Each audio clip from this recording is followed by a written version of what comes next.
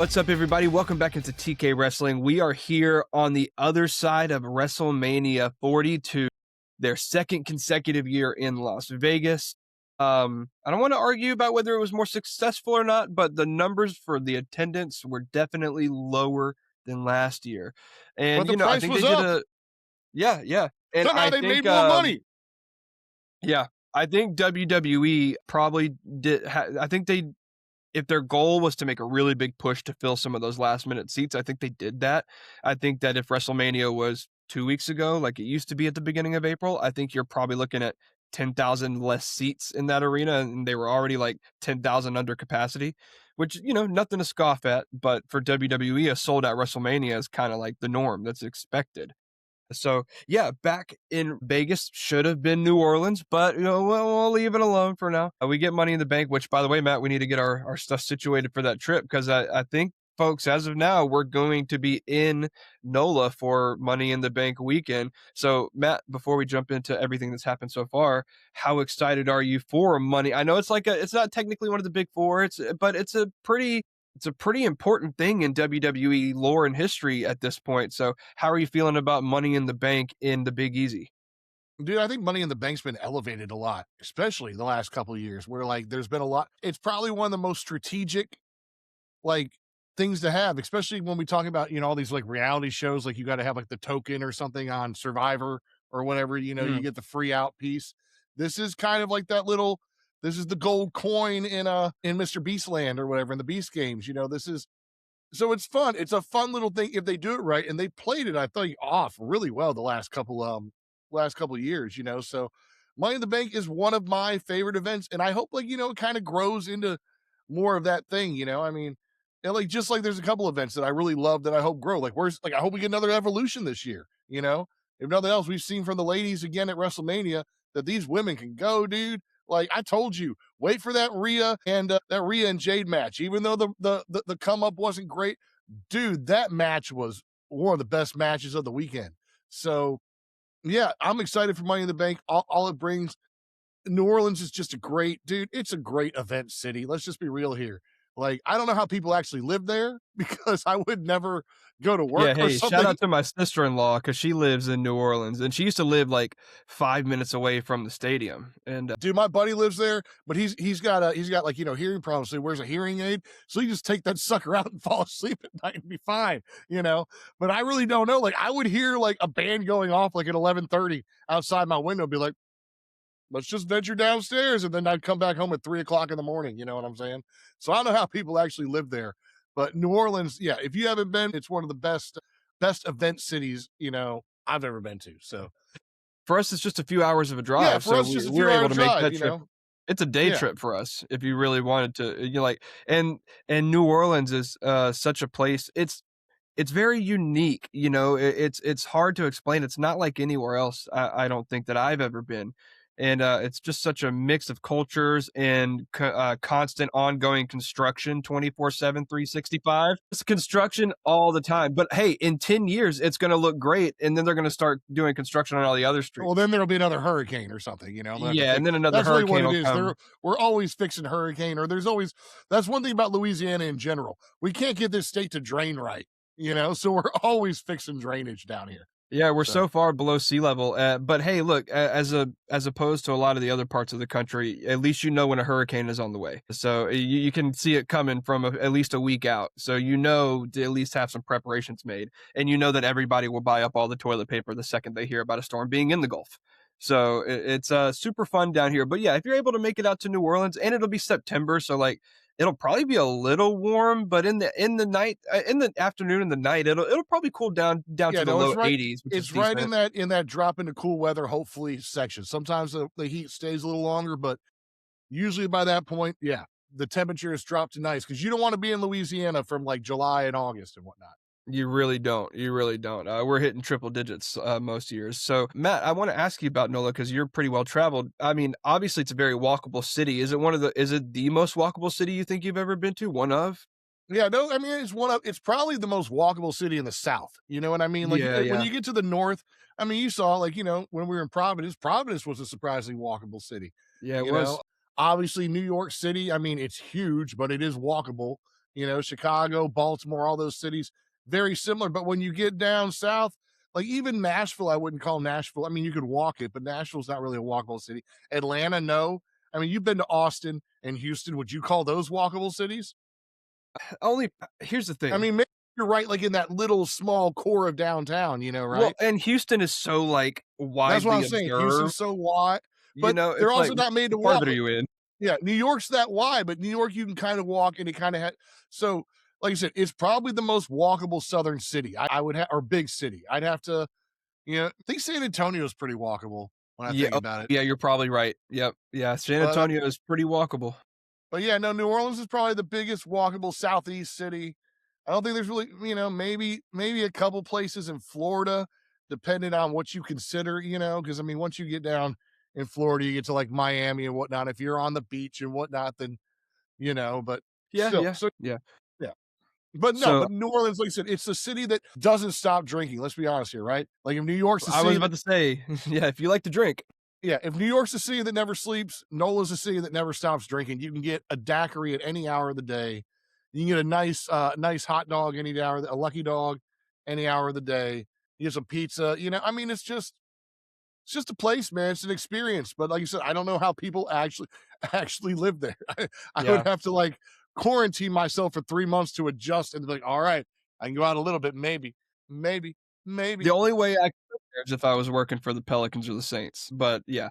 Alright, well, hey, look, coming out of WrestleMania, we'll talk about the matches in just a second, but I saw a lot of people presenting this question online, and I thought it was really interesting because you're kind of getting back into wrestling in the way that you'll get to experience this, but coming out of WrestleMania, we finally found out what's going on with Bianca Belair, and she is expecting a baby. And, hey, super happy for her. Great news. And one of the big questions that I've seen coming out of all this is, we've seen a lot of second and third generation wrestlers. But when we look at the current generation that have had children, we're talking about The Miz, we're talking about Seth and Becky, we're talking about Bianca Belair, Naomi, the Usos, Roman Reigns, Cody Rhodes. When you look at this next generation of like second and third generation superstars, I've gotta think that maybe on the horizon of all this, with all the history of wrestling to pass down to this next generation, man, we've got potential to see, I think, maybe the most talented generation of wrestling ever coming up in the next 10 to 15 years or so, which sounds like a long shot, but I mean, think about how recently you think of some of the stuff from 15 years ago. We were just talking about John Cena and Randy Orton's feuds, in the late 2000s, early 20s, like they were yesterday. And now half of that duo is retired, and Randy's probably on his way out in the next few. And I didn't even talk about Randy Orton. Randy's got plenty of kids, that can probably get into the business. Kevin Owens, his son. So, I mean, Daniel Bryan and Brie Bella. There's just so many current like wrestlers who maybe are already considered some of the greatest of all time that are now going to get to pass down so much crazy knowledge that I just I thought it was an excellent and really cool question talking about the next generation.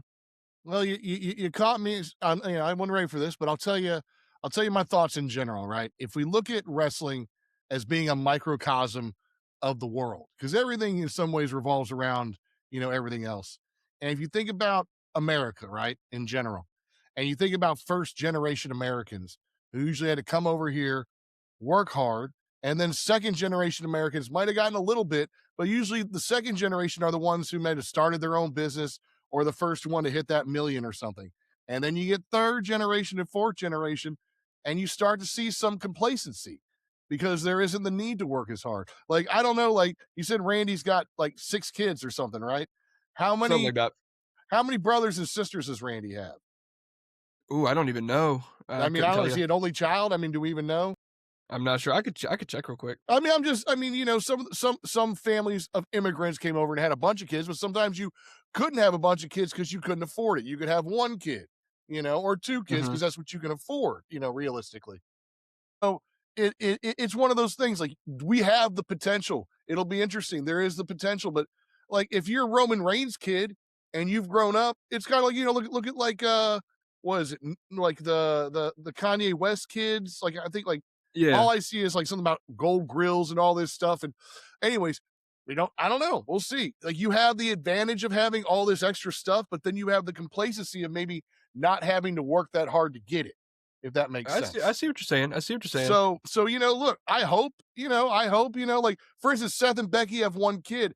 They are first generation WWE stars, right? They've got one kid. I bet you that kid, if she decides to go into wrestling, is going to be incredible.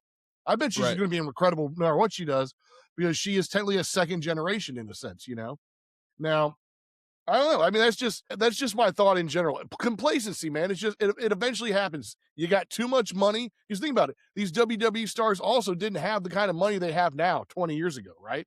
I mean, like maybe one of them, like Hulk, or maybe The Rock was making a bunch of money, but everybody else was making kind of like a set standard fare.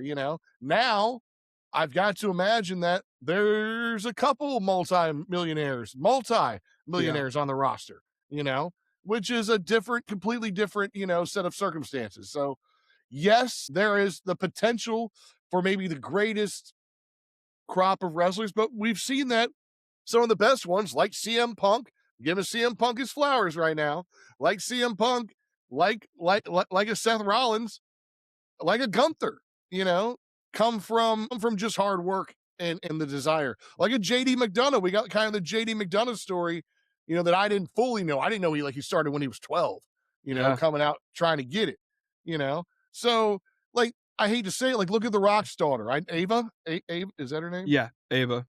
I mean, she is, I guess, a good manager on NXT or something. Is that Well, what she does? she's gone from the company now. She's not even in wrestling right now. So, Yeah. how much, like you said, you would think The Rock's daughter would be like, you would think Muhammad Ali's daughter would, like, she was a good boxer, but we Right. didn't hear much about it. You know what I'm saying? So, Yeah. I don't know. It all comes down to complacency and how hard you're going to work, you know? Yeah. And, how bad do you really want it versus how much do you like that my daddy made multi-millions of dollars? I can just sit here and try to be an influencer. Well, I think one of my favorite thoughts about all that is, look, I know a lot of people love like the Attitude Era and all that stuff, and we're kind of seeing the byproduct of the Attitude Era now because a lot of those guys are in charge now at WWE, and I know they're corporate now. TKO has a lot more pull than they like to think that we know they do, but I mean, you look at Undertaker, who's currently booking for AAA, Shawn Michaels down in NXT, and you still have Paul Heyman, Triple H. I mean, until recently, Road Dogg. So a lot of people from that era involved now. But I think one of the things I'm most excited about for this next generation is that some of those guys are on the way out. Is I think some of the most brilliant wrestling minds are currently active today, and they're going to start segueing into a lot of those roles. And I think I'm really excited for that. So yeah, even if some of these kids don't end up being, because not every kid's going to be a wrestler, obviously, but like Randy Orton is second gen or third gen. I think he's second generation, but like he has three siblings and none of them became wrestlers. So Okay. So he's got three siblings. Okay. yeah. So, but yeah, so I'm just really excited for this next generation, not just a crop of wrestlers, but also the guys and gals that will be in charge of it for the next generation to as viewers. Now, like I said, now that said, I am too, minus the TKO thing, right? We're seeing the TKO influence and the dangers that it might present, versus like the future, dude. We saw the future this weekend. We saw Oba, we saw Trick, we saw Javon, and two or three of them, well, I guess two or three of them walked away with wins. One of them walked away with the title. We're seeing, and like I said, all these guys, like I think, I don't know who pointed out, maybe it was Paul Heyman or somebody, point out how this is going to be the future, going and finding those guys in college. Like we were talking about how McNeese goes and finds, the basketball players in the D1 who might not have gotten any playing time, come down here, start at McNeese, and then go somewhere else again. And, now you've gotten to show off again or whatever. Like where they found Obafemi was shot putting? A Yeah. shot put Right. guy? I Right. mean, dude, that for me is the future of like that mentality. Like if TKO can just stay the out of wrestling and just let it be, man. Because look, I'm sure TKO didn't have really any influence on Raw Monday night, and Raw Monday night was a much better episode than all of WrestleMania was. You know, so look, if they can just stay out, dude. Like look at the talent that is coming from the generations, like Jacob Fatu coming up. Another Samoan, family member. like coming up through the generations, but also like I said, the talent coming in that we'd never seen or heard of, like an Obafemi coming from shot putting of all things, Or you Tiffany know? Stratton, who was an NCAA gymnast. Right, exactly. Yeah, no, I knew that. Yeah, she was a gymnast. Exactly. So that's and I feel like now wrestling has lost the stigma, especially women's wrestling. Like, could Mhm. you imagine going to like a gymnast 20 years ago and trying to convince them to wrestle? They'd be like, I don't, that's just all Yeah, no, 20 years TNA, ago, really. you're basically saying, "Hey, come be a WWE diva so you can pose for Playboy That's what I'm saying. It's with all our likeness." TNA. Yeah, Exactly. yeah. Yeah. No. Now it's like come be because look at this just immense talent that we have. There's more money in this than doing the balance beam at 25, you know. Yeah. Come come join the WWE. Yeah, no, I'll tell you, like I said, for me, the future of the WWE is as bright as can be if TKO can just realize what makes it great, man.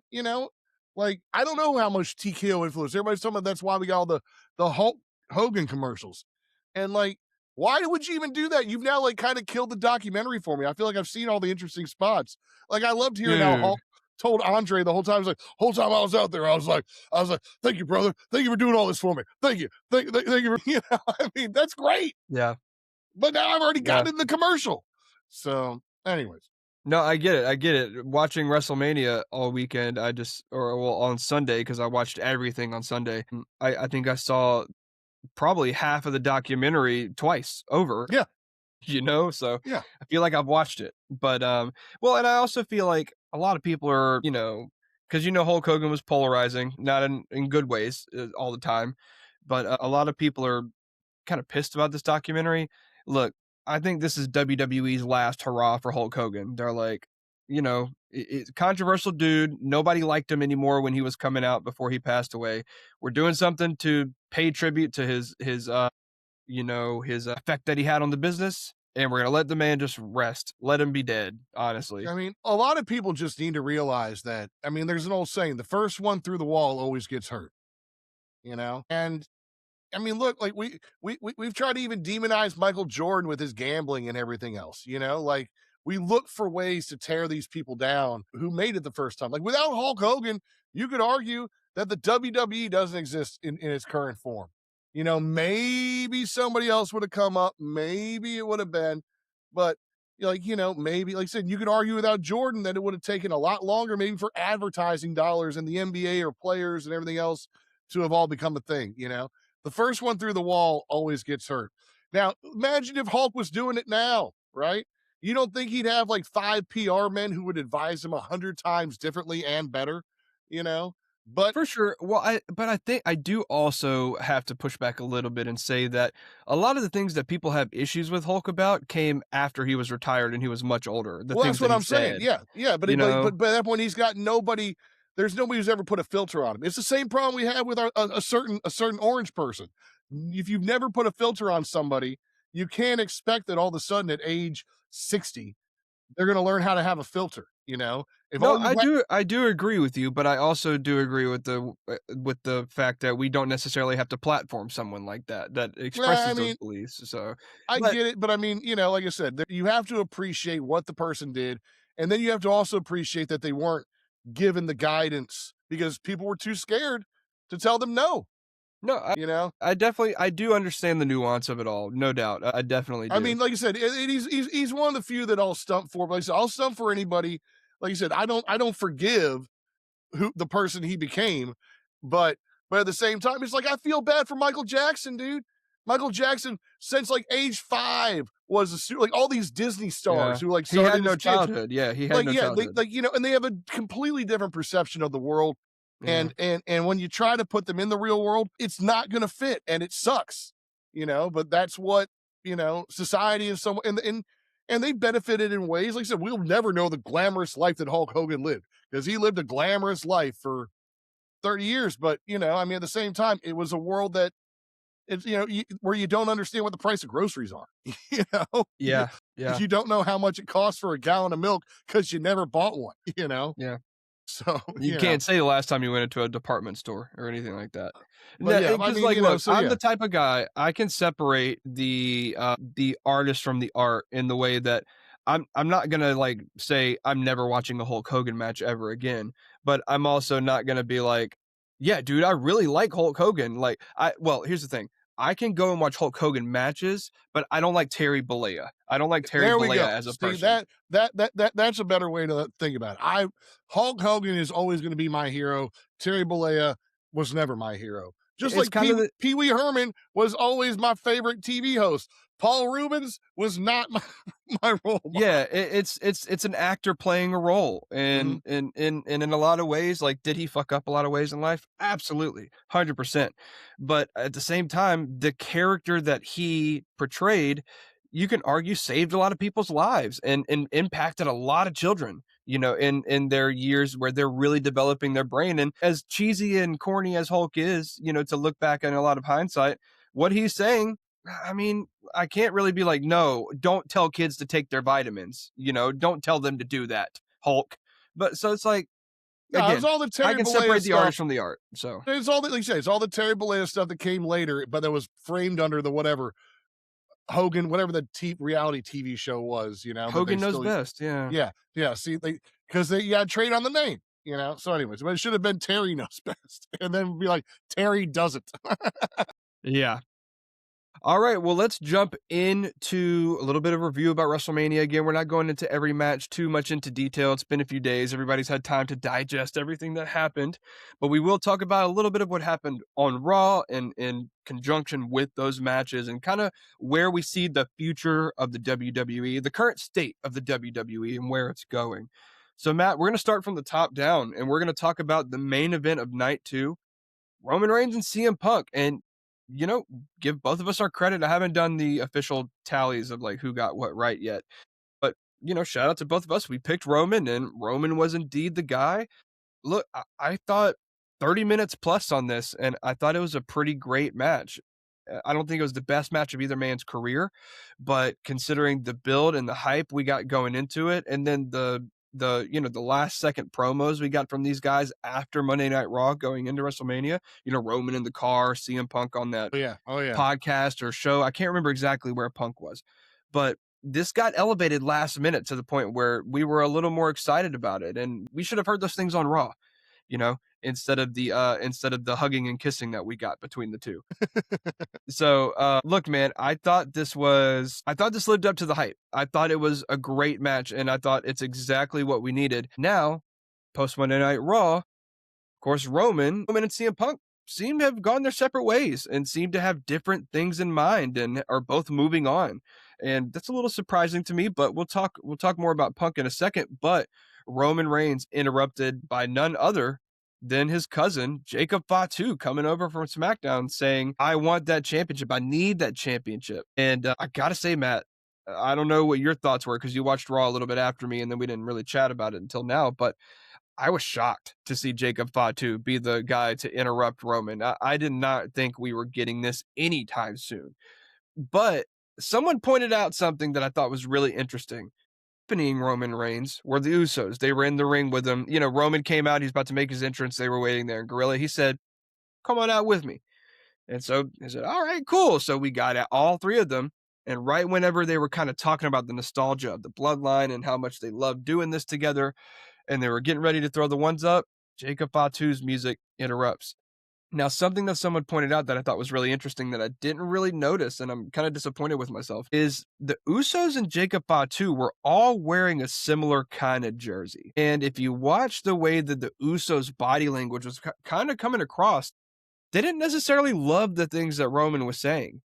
And I think for the Usos, they're in the mindset of like, wow, Roman, really convenient of you now to say that you enjoy doing this with us, that you miss what we used to do whenever you treated us like dirt. And not only any of that, you still have never apologized to us. And Punk and Seth were really adamant about the fact that Roman still has not apologized to the bloodline members for the way that he was towards them. I just wouldn't be shocked if we see a world where now that Roman is a babyface and now that he yearns for that connection to his cousins in the bloodline, that the Usos say, nah, screw that, man. We've been here before. We know how this ends. We're getting Roman Reigns and Jacob Fatu at Backlash. Look, man, I think there are little writings on the wall that spell an Usos heel turn, I wouldn't be shocked if Roman Reigns drops this title to Jacob Fatu at Backlash. Because would it be shocking? Absolutely. But it would be a way to establish Jacob Fatu as an absolute main event threat, accompanying him with his cousins. But on top of that, Roman Reigns is a babyface now. And when do babyfaces operate the best? When they're chasing that championship. He said he's going to be here all summer. He said he's going to be here all summer. He's going to spend all summer chasing that title, fighting through his cousins, trying to get back his title from Jacob Fatu. And then at SummerSlam, we're probably going to get Jacob Fatu and Roman Reigns one more time for that championship. Now, don't ask me to book too far in advance as to what happens after that. But as of now, for the summer, I could see Roman Reigns as that babyface, championshipless, cousinless, family-less. He has nobody to back him up. And the only other guy on the roster that you maybe could have at some point, paired him up with, CM Punk or Seth Rollins, they hate Roman. They don't want anything to do with Roman. So I feel like Roman is going to be in this instance of where he truly is alone after this. And he's going to really have to fight back to get that championship back at SummerSlam. And that's not too far away from the Street Fighter movie push. Just wouldn't be shocked if Roman spends all summer chasing that title to finally get it and then goes on all those media press tours holding the championship yet again. And plus, look, Roman's getting older. Stack up his championship reigns. Give him even more championship reigns. He's a 7-time champion now. Screw it. Make him an 8-time champion at SummerSlam. I'm just reading these subtle little body languages and things that I'm noticing. And that's just kind of the first thoughts I'm having. So what do you think? Okay, so I had Fatu and a Samoan, what do you want to call it, like feud. I just had it with Solo. I thought Solo and Fatu were gonna have a thing post WrestleMania. So because, like I said, you would have told me if I told you I thought it was Fatu and Roman, you would have been like, "Wait, Matt, Fatu's on SmackDown," and I'm like, "Oh, Yes, So yes. I was shocked. that's probably why I didn't put it together because Fatu's on SmackDown. But no, this makes sense as far as for me as a feud. I like how this works. I also feel like we're gonna get at least a Jey Uso betrayal. I don't know about Jimmy. Jimmy kind of, but at the same time, I'm also waiting on Jimmy to go on parental leave, any month now or whatever, So I can see him. I think he already did, honestly, because remember he disappeared for a few weeks in Yeah, that but build. I thought Naomi hadn't had her baby yet. No, she has. She had Now her baby. she's had it. So she's had it. Yeah, Now. Okay. but so the timeline is kind of given the impression that they had the baby in secret and then waited a few weeks to announce it, because Okay. some people were like, "That baby looks older than brand new," Right, So right. so a lot of people think that maybe she had the baby kind of like mid to late March whenever he was taking those few weeks off, and that's why he was gone. And Okay. so that's remember I was talking. I was like, Yeah, well, I that's hope what I thought nothing's too. wrong But with the like I said, but baby. I think they had announced it. You're like, I don't they have announced it. I'm like, on, okay. Well, So they and maybe did we could see where Jay turns and then him and Fatu like take out Jimmy and Jimmy's on the shelf That's for a why I was while, kind of so. seeing her Jimmy being collateral damage. But if he's already taken the leave, then maybe not. The thing is, I see it from Jay. I see Jay is busting to be a baddie. Like he's ready to go. He's ready to go heel so bad, He's ready dude. to crash out, dude. Now, but here's the only thing: if you've got Jacob and Roman both as baby faces, right? Well, for now, yes, but after So you think Backlash, I Jacob would have goes heel? Fatu yeah. Okay, all right. And then the Yeah. other question is, does this just mean that we've dropped the whole where Jacob's teeth go storyline? Has this now officially been like forgotten? Because like Unfortunately, probably so. that's what I wondered. Drew's out. I figure the Cody Randy story is going to be its own thing, going forward. And if Jacob is switching channels or switching to Raw or whatever he's trying to do, I don't know. I feel like, are we just dropping that storyline? Which is unfortunate because look, I've been talking about it forever. I've been waiting for payoff, man. So I guess the one thing is I can see, I feel like Roman, I think I'm kind of with you. Like Roman has to lose it at Backlash. But at the same time, I only say that because I don't feel like Fatu can take a loss. Like I feel like Fatu takes a loss that kills all of his momentum, like all the way. At the same time, if you had asked me before you made that booking, I would have had Roman have it through SummerSlam.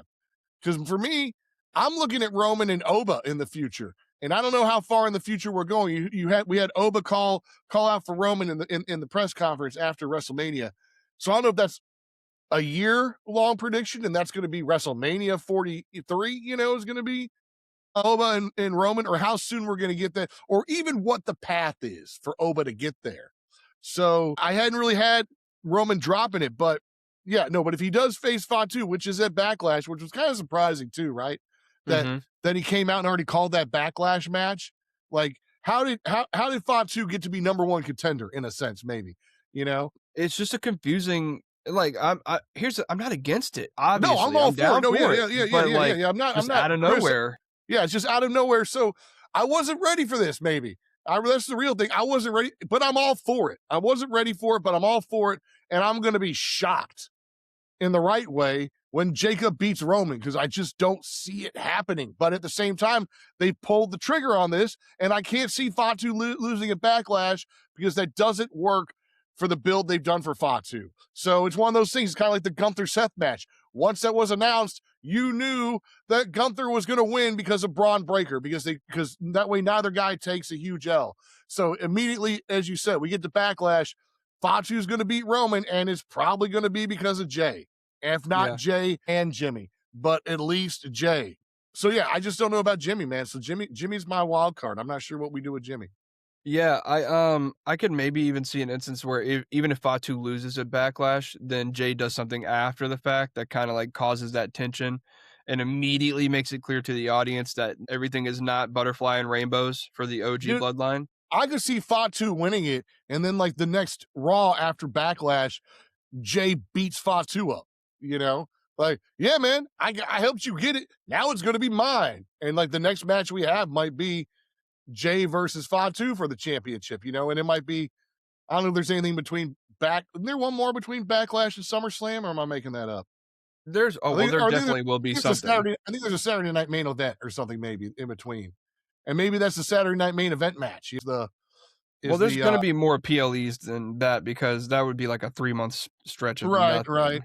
Let me see. So, looking at the PLE schedule, we have Backlash on May 9th. We have Saturday night's main event on May 23rd. Then Mhm. we have Clash in Italy, May 31st. Then we have some NXT PLEs, another Saturday night's main event on July 18th, and then SummerSlam is August 1st and 2nd. So I Okay. love that they're doing SummerSlam at the beginning of August because I Right. remember by the time SummerSlam would always happen as a kid, I would be like back in school and I'm like, Yeah, this back in isn't school, about then SummerSlam. the semester would have started. Yeah, no, I'm Yeah, with you on like there. this is first day of school slam. Like this is not SummerSlam, but But see, I'm glad they're moving it up a little bit. I could see, like I said, I could see Jay versus Fatu then at that Saturday night main event, like 2 weeks after or whatever, for Mhm. the title, and Fatu retaining, and then I don't know who he gets in Clash at Italy, or if he takes that PLE off and it's a Well, that could SmackDown. be honestly because I wonder if they're gonna do King of the Ring finals at Clash in Italy.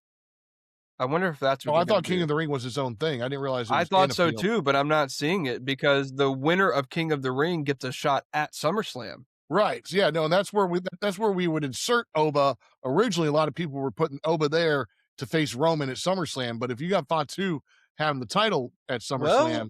well, here's my thing. If you wanna have Roman chasing a little bit, right, you could very easily do it to where Roman drops the title at Backlash. If Fatu is teaming up with the Usos, they could take Roman out. Roman's out, and then, like you said, next Monday on Raw, or eventually Jacob can make it be clear, or Jay can make it clear that he's coming after that title. You could do Jacob and Jay as Saturday night's main event. And then at Clash in Italy, you can do the rematch. You can do Roman versus Fatu. It would be a short run. You could switch the title back to Roman, but then you could do Jay and Fatu in a match that doesn't require the championship because they've Right, got some right. bad blood.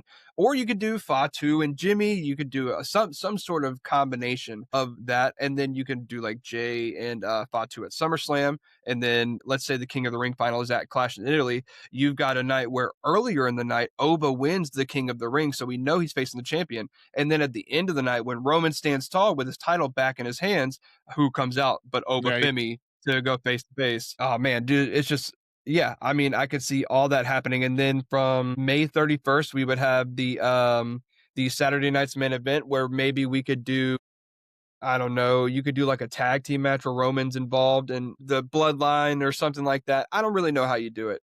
But I feel like even if Jacob Fatu takes the title, what I'm trying to say at Backlash is you could easily put it right back on Roman before Right. I SummerSlam guess comes it's just around. how fast they want to move the title each time and whatnot. No, I get Yeah. you. I Yeah, get you. and even if it's a fast title reign for Jacob Fatu, that means nothing. He's got plenty of time left in the business. He could easily hold it again. So, all right. Now let's talk about the other side of the night 2 main event, CM Punk. CM Punk comes out, he starts talking about, the loss at WrestleMania, how it's affecting him, and how over this last year or last few months even specifically, he's lost a lot of people close to him and close to the business. And, I thought this was a really good promo by Punk to basically go out and say, I lost. I did have some things that were affecting my psyche going into it, but I lost. And, whatever, whatever. But then he's interrupted by Cody Rhodes and they have a little promo between each other. We see Cody's eye for the first time post WrestleMania and it is jacked up.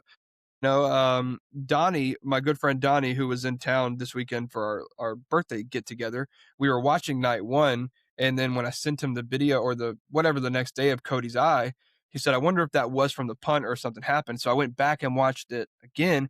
It was the punt. It was the Yeah. punt. Randy just kicked the shit out of him, dude. Yeah. And if it wasn't that bad and it was makeup, because I don't remember if that was the shot like right after it happened that it was really swollen, or if they showed us after the fact, like later on. I don't think that's makeup. I think that was a legit kick, and I think Cody probably told him to lay it in. If I had to give my There's best a guess, quote from Cody, like with the doctor, and it says something like, I've never heard it looks like you're not going to lose the eye as being like he's like, so I've never been so happy to hear something so disturbing or yeah, something, It looks like you're not gonna lose the eye. Thank God. right, and it's just, I look at.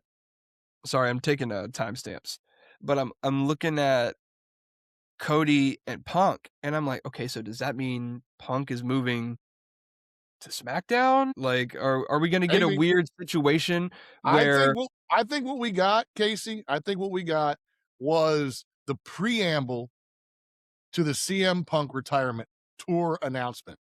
hmm, I think that's what that was. Let's be real here. We just saw, for me, that might have been the best Roman Reigns match I've seen. All right. Like I said, I'm not Roman Reigns aficionado. I didn't yeah, see like, you're about 2 years, 2.5 years back into it, so but it's I've not seen, it's like I not said, I've crazy to seen a say. bunch, but I haven't seen like, all of them. I haven't seen some probably what people would tell me are the best ones, maybe, you know. And I've seen a lot of good Punk matches, and that was a perfectly great Punk match. Like Punk's been so solid lately, and Seth's been so absent that I have kind of I've softened on Punk a little bit. I told you a couple of those promos were solid, and then this match, you know, was pretty incredible. But we saw at the end, dude, he doesn't have it. It's gone. Like kind of like what we were talking about Brock and Oba. Punk couldn't do it. And even that final swipe, remember that final swipe he took at Roman? So he's been to the top of the mountain, dude. Now he is on the first step down. Now, there is the question. On the way down, does he get Cody somehow? Well, I think he has to. I Right. think he No, has to, and no, a go ahead. match. A match with Cody, yes, but does he beat him, I mean? Well, here's the thing. What I'm thinking is coming out of a Cody and Punk feud right now, if it were to happen soon, there's no way, you talked about Roman and Jay or Roman and Jacob both being baby faces. Same thing here. Who comes out on the other side? Punk starts going heel real quick. Don't worry about that. I think Well, Punk and starts going heel. I think I want to see a version of Punk. I don't think a retirement tour is necessarily on the horizon because he did recently say he thinks he can wrestle 5 more years. So I think we've probably got a little bit of time left with Punk, but I do like the idea of the hardened vet that is starting to let the doubt creep in that maybe he can't keep up. And I do think that we see some heelish antics and tactics. Punk's not the type of guy that at this age is going to be like the Dominic Mysterio type of heel.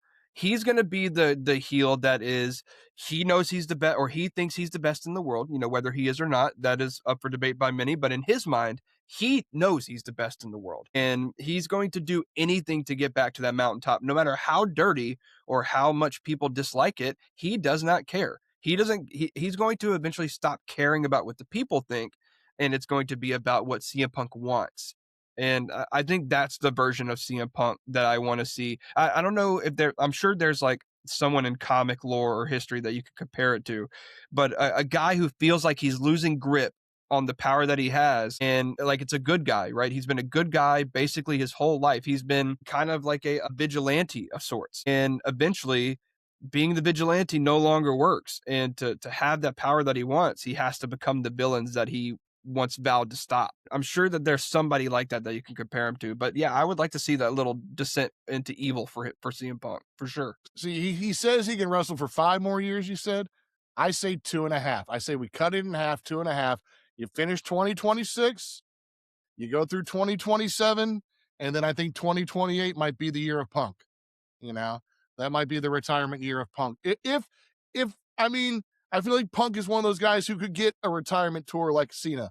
You know, so if WWE decides to do that, I feel like Punk's the kind of guy who would get a retirement tour like Cena.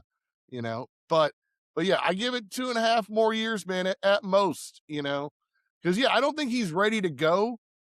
Like, but 5 more years, what does that mean? It's kind of like how Cena said he didn't want to wait till he couldn't do it anymore. He wanted to go out while he could still do it well. And I feel like that's where Punk's going to be in about 2.5 years. He's going to be like, I could still go another 2 years, but I can't do everything as well as I used to. Like I can still, still get it. So I feel like we saw after WrestleMania and with that conversation, like to be as okay with it as he was, as Cody said, I thought, it's weird that I'm the winner and I feel like a loser and you're the loser and you feel like a winner or whatever, like to have that mentality. That's a man that's accepted something that accepted something that we didn't get to see that happened in between WrestleMania and Raw the next night, accepted his position, accepted his inability. Like I said, it's what we saw with Brock, dude. I mean, like it's interesting. Like, because that's one thing you pointed out is we've got a lot of guys who are older and have been doing this for a while. And what we've never had a champion born in the 90s. Isn't that the thing, In the right? 2000s. Or the 2000s. Okay. Yeah. Oh, So, well, no, in the 90s, it's got to be the 90s, right? yeah, I think so. Well, we've Yeah. definitely never had a champion born in 2000s, but yeah, I think it's in the 90s. We've never had a world champion that's been born in the 90s. So, I That's mean, crazy. I think we're finally starting to see it, dude. Like, we've lost AJ, we've lost Cena. I mean, Ray keeps going. Ray keeps avoiding retirement matches, but it's coming Yeah. for Ray. It's coming. I don't know when. But that Hopefully a ladder triple match was mania still, against Dom this year. Hopefully a triple mania.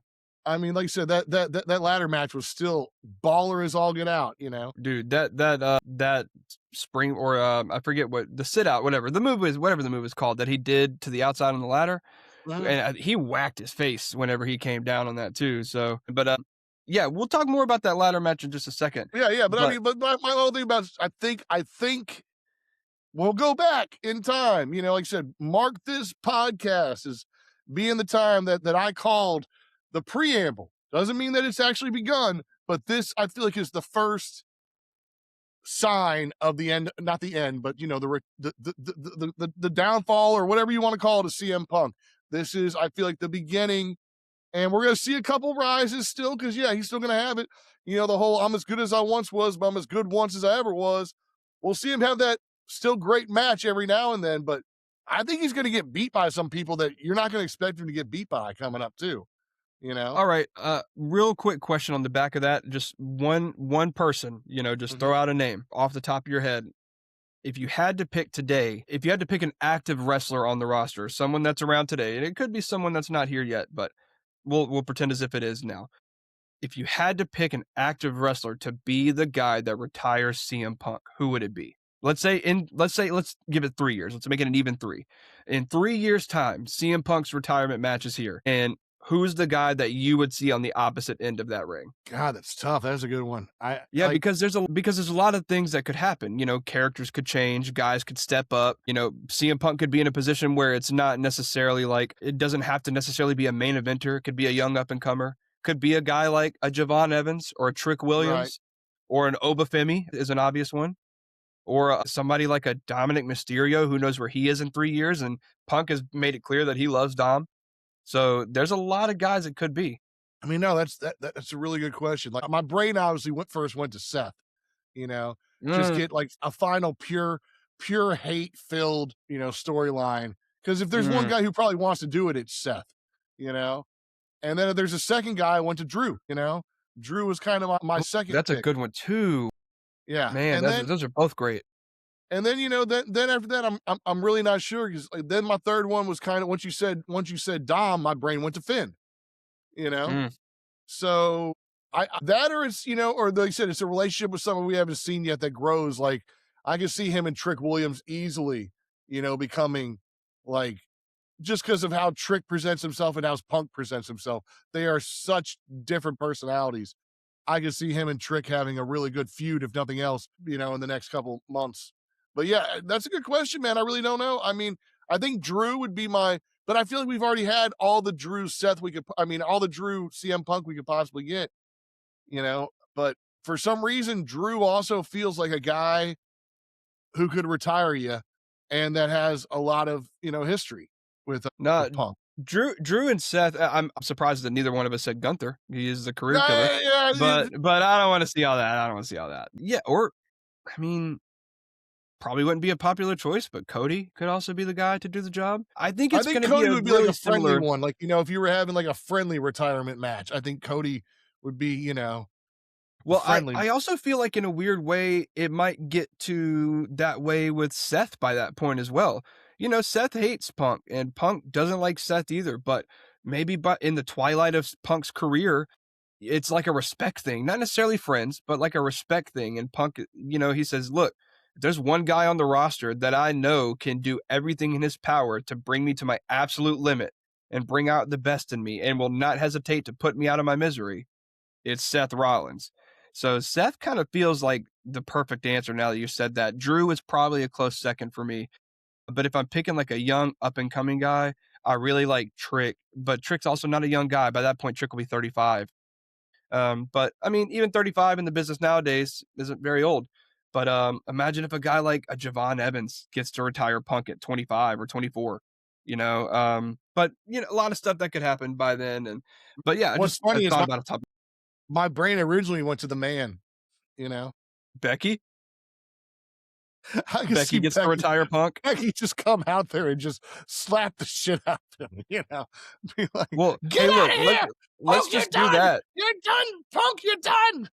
Let's just do that. Let's do CM Punk, AJ Lee retirement on the same night, and Seth Mm, and Becky get to retire them. There you go. so And then Punk and AJ get to ride off into the sunset, happily ever after, doing whatever they want to do. I don't know. CM Punk might go try to box at that point. I don't know. Anyways, hopefully all right. hopefully So he stays in and helps write some stories, man. I feel like Punk will be good at that. So he would definitely, but would he get along with everyone else in that writer's room? That's the yeah. big thing. So, well, now that we're nearly an hour in, let's talk about our second match of the WrestleMania weekend. Let's talk about the other main event from night one, Cody Rhodes retaining the championship over Randy Orton. Now, we've already talked a little bit about what Cody has going for him right now, but we don't know anything about Randy. And as of right now, we've heard that Pat McAfee is apparently retired from wrestling and it is gone for good.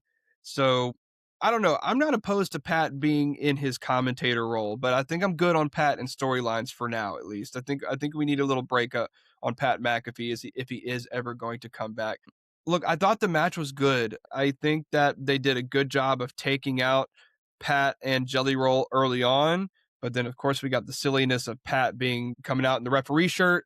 So in a lot of ways, I was frustrated because I kept looking over to my buddies and I'm like, this is the main event of WrestleMania and this shit is happening. Like this is the main event of WrestleMania and this is happening. But then in a lot of ways, it almost kind of oddly felt reminiscent of the Attitude Era when wrestling was so crazy and wrestling, you didn't know what was going to happen. And WrestleMania was like the time for crazy moments like this to happen. So I didn't love Pat coming out with Randy and doing his whole entrance before Randy and all that stuff. But the Pat McAfee running down in the special guest referee shirt with the neck brace on kind of popped me a little bit. It did make me laugh a good bit. And I almost kind of miss the whimsical nature of pro wrestling sometimes. And that kind of brought back a little bit of that. And then I snapped back to reality that I need these celebrities out of my main event of WrestleMania. I don't need it in this extent. I thought that Jelly Roll taking out Pat McAfee through the table at the beginning, I thought that was great. And then it's like, okay, now we can go. Now we can be Randy and Cody. And I did like Randy RKOing Pat McAfee, therefore I think really establishing that I don't need Pat McAfee. But then is that true because you lost anyways, Randy? Like, so did you not need Pat McAfee or did you need Pat McAfee? Anyways, and then finally, the punt that we've been begging for, we finally get it. And Cody's eyes all busted up. Or Cody's bleeding all over the place. And now we get these more than likely kayfabe, but who knows? Maybe there is an orbital, injury where Cody is not cleared and he is like not medically cleared to compete for a while, which is fine. You don't have to have him compete even at Backlash. He can sit that one out and be a Saturday night's main event after that. Let's not pretend like Cody wrestles 50 times a year, anyways. But Matt, we already talked a little bit about Cody. You can obviously expand any way you want, but what do you see the current state? Because we have SmackDown tomorrow. We're recording this on Thursday, so we don't know what's going on SmackDown yet. But what do you see going on with the current state of Cody, Randy, and I guess Pat McAfee and Jelly Roll? Dude, I don't have a clue. I Yeah, don't. right. I don't have a clue. I mean, I don't know how. Like, first off, how long is Cody going to be out? Because he's not wrestling this week. Probably not wrestling next week. Probably not wrestling he could be out a month, right? He could be out all the way to Backlash almost, right? So I don't know what you're doing with Cody. I don't know what the hell you're doing with Randy. Like, I mean, this whole time, dude, this whole Randy thing, it's like, now I don't know, man. I just don't know. I don't know what you're doing with Randy. So yeah, dude, I mean, I think Jelly Roll's done. I think Pat's done. And I'm fine with Pat being done. Like I'm one of the biggest Pat McAfee fans. I think what he's done with the little spotlight he's had and what he's been able to create for himself is incredible and something that should be studied maybe in some ways, the way he's created his media empire. But at the same time, it's like anybody that you get too much of. You got too much Pat McAfee. He's on College Game Day. He's got his podcast, ESPN show. He's on DOE. He's on this. He's on that. Yeah, Pat McAfee is not going to be Sylvester Stallone, Ari Emanuel. He's not. He's maybe whatever. Maybe John Madden is maybe who Pat McAfee is. You know what I'm saying? Like maybe you could start a Pat McAfee football game if there wasn't one that already existed that was kicking butt. You know what I mean? Maybe you could do something like that. Pat McAfee's punting challenge, whatever you want to call it. But yeah, and I don't know what you do with Jelly Roll, dude. I mean, what else? I don't want what I don't want is I don't want a McAfee Orton Jelly Roll Cody Rhodes thing. And I don't think we're gonna get it anymore because of the whole RKO on McAfee. I thought he hit that RKO because McAfee came out and counted too slow. I don't know if Well, and you saw that. I'm sure that's gonna be the whole reason that Randy says he RKO'd him. But I have a quote here actually.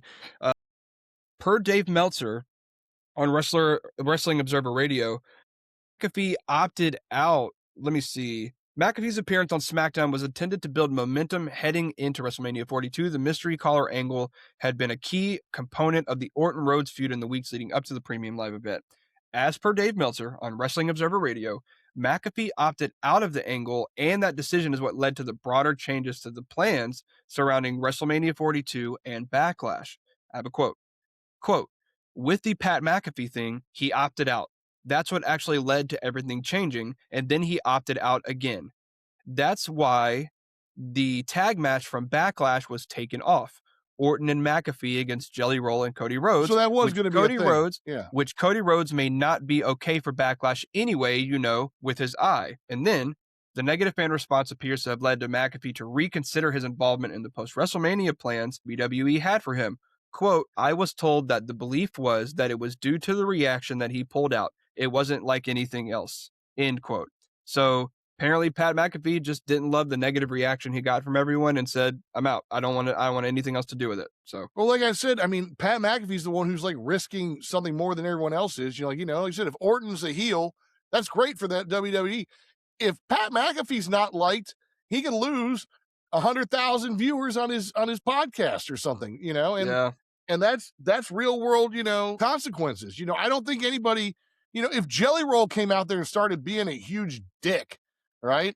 I'm pretty sure he'd lose some fans too. They'd be like, I don't like that Jelly Roll. I can't believe he cold cocked Cody when he wasn't looking or something. Right, right. So I was kind of stunned that McAfee was all for this. When he came out the first time, I was like, I don't think he thought this through.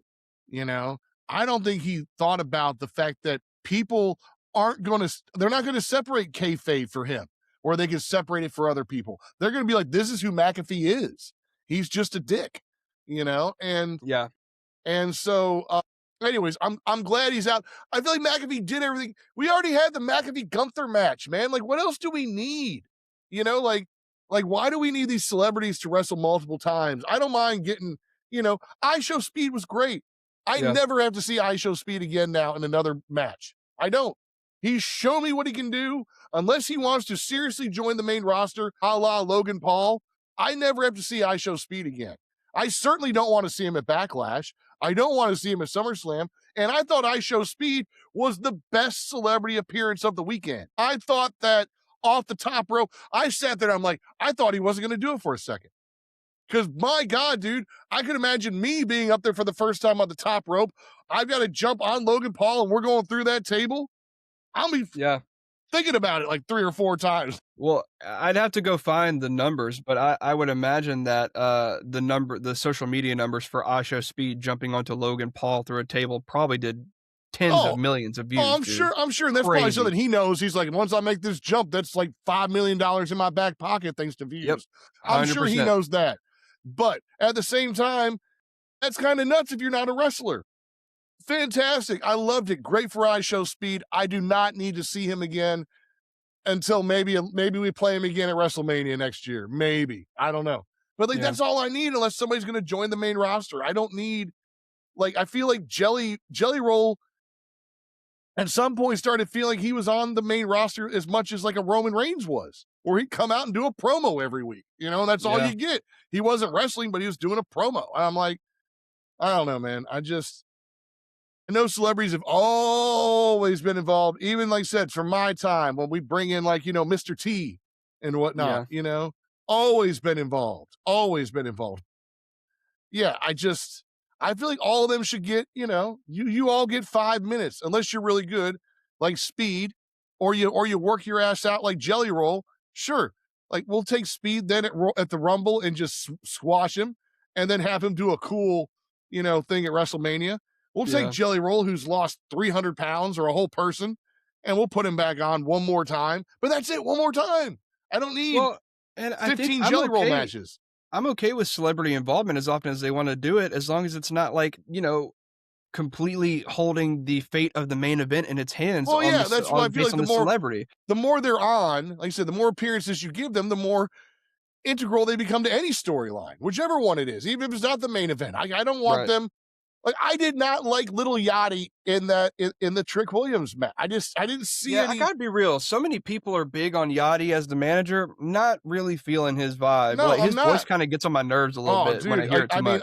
I'll admit, I've never heard him rap, but I can't imagine that that's the voice he uses when he raps, because I wouldn't. No, he sounds pretty similar, but obviously it's his voice is edited. But I also feel like Yachty's thing is he just has to find the right times to insert himself. I feel like he just talks a little too much over Trick Williams, and it's like, I know you're a celebrity, dude, but Trick is the wrestler, and he doesn't necessarily need your help on the mic. So sometimes it just feels like Yachty's just doing too much, but I'm sure he's also new to it. So if he's going to stay around for a while, I'm cool with it, but hopefully I just see a little bit of an improvement from him on the, when to actually get involved on the mic. So, and that's fine. If he's going to stay around, he's going to become a part of it like Logan Paul, that's fine. But if we're not going to see little Yachty for 4 or 5 weeks and then he shows back up at Backlash or something, I don't know. I get it. I feel like we just have to do it intelligently, and I feel like some of these guys are impressive. Like I said, Jelly Roll, I Show Speed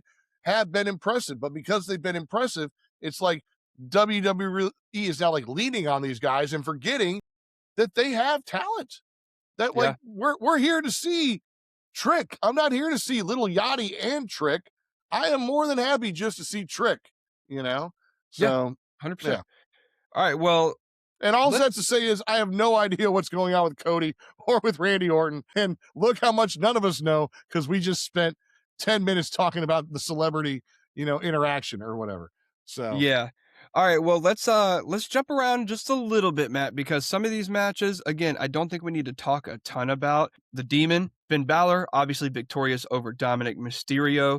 Finn says he's not done with the Judgment Day, so I guess we're going to see a Finn tearing apart the Judgment well, Day, we saw him take on JD, Monday right, night. So, right.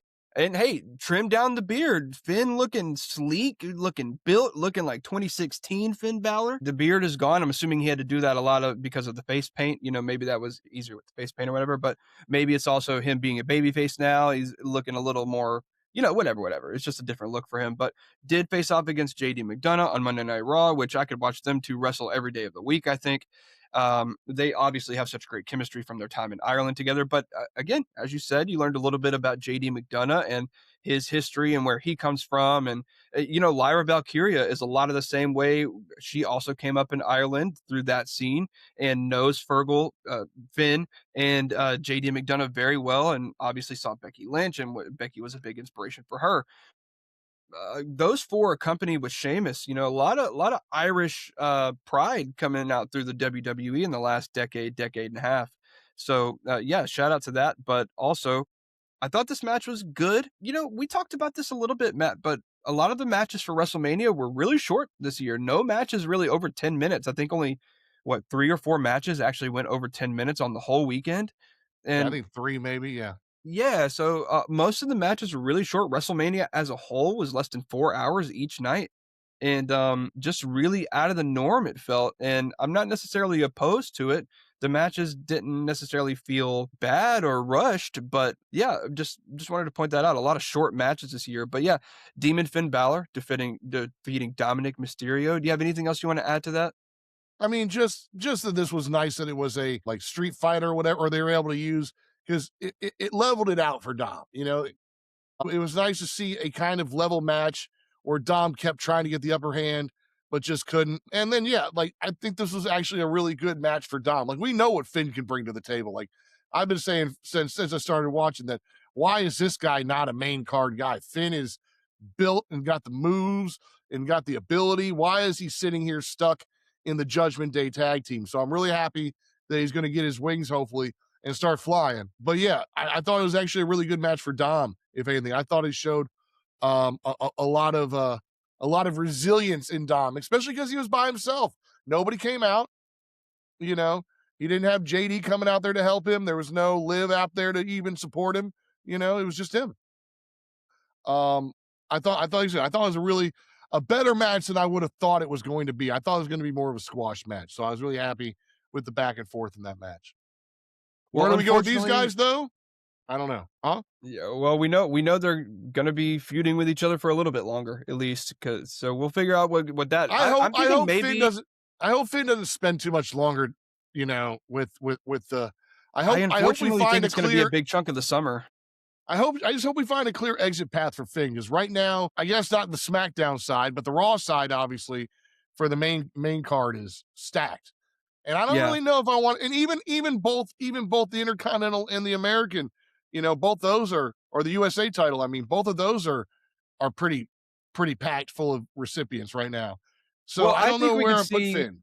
I think we could see something over the summer where Finn brings in Rey Mysterio to kind of even the odds against Finn or JD and Dom. And then through that connection of Finn and Rey Mysterio, we could eventually get Rey and Dominic at Triple Mania in August. So I think it's in August. So I could see something along those lines. Maybe the Judgment Day even attacks Finn and takes him out for a few weeks. I don't know exactly how we get there, but I could see Rey Mysterio maybe being brought in at some point to kind of, connect the dots back to him and Dom. All right. I just want to see in a year, I want to see Finn in the main title card. Like by this time next year, either by WrestleMania or by the Raw after WrestleMania, I want to see Finn in the main card action in some way. You and a lot of other folks for a long time now. All right. Well, look, a match that unfortunately I don't think we have a lot to say about, but another match that we both agreed on. Becky Lynch is your new women's intercontinental champion after defeating AJ Lee. Look, I don't want to say it was a bad match. I don't think it was a bad match, but it was I don't think a match that a lot of people were terribly excited for. felt like the build for it kind of fell a little flat, going into WrestleMania. But I do think that Becky was the right person to win it. I think it was the right choice for her to win. And yeah, not sure exactly where we go. I hope that we don't get both of these women right back into a feud with each other.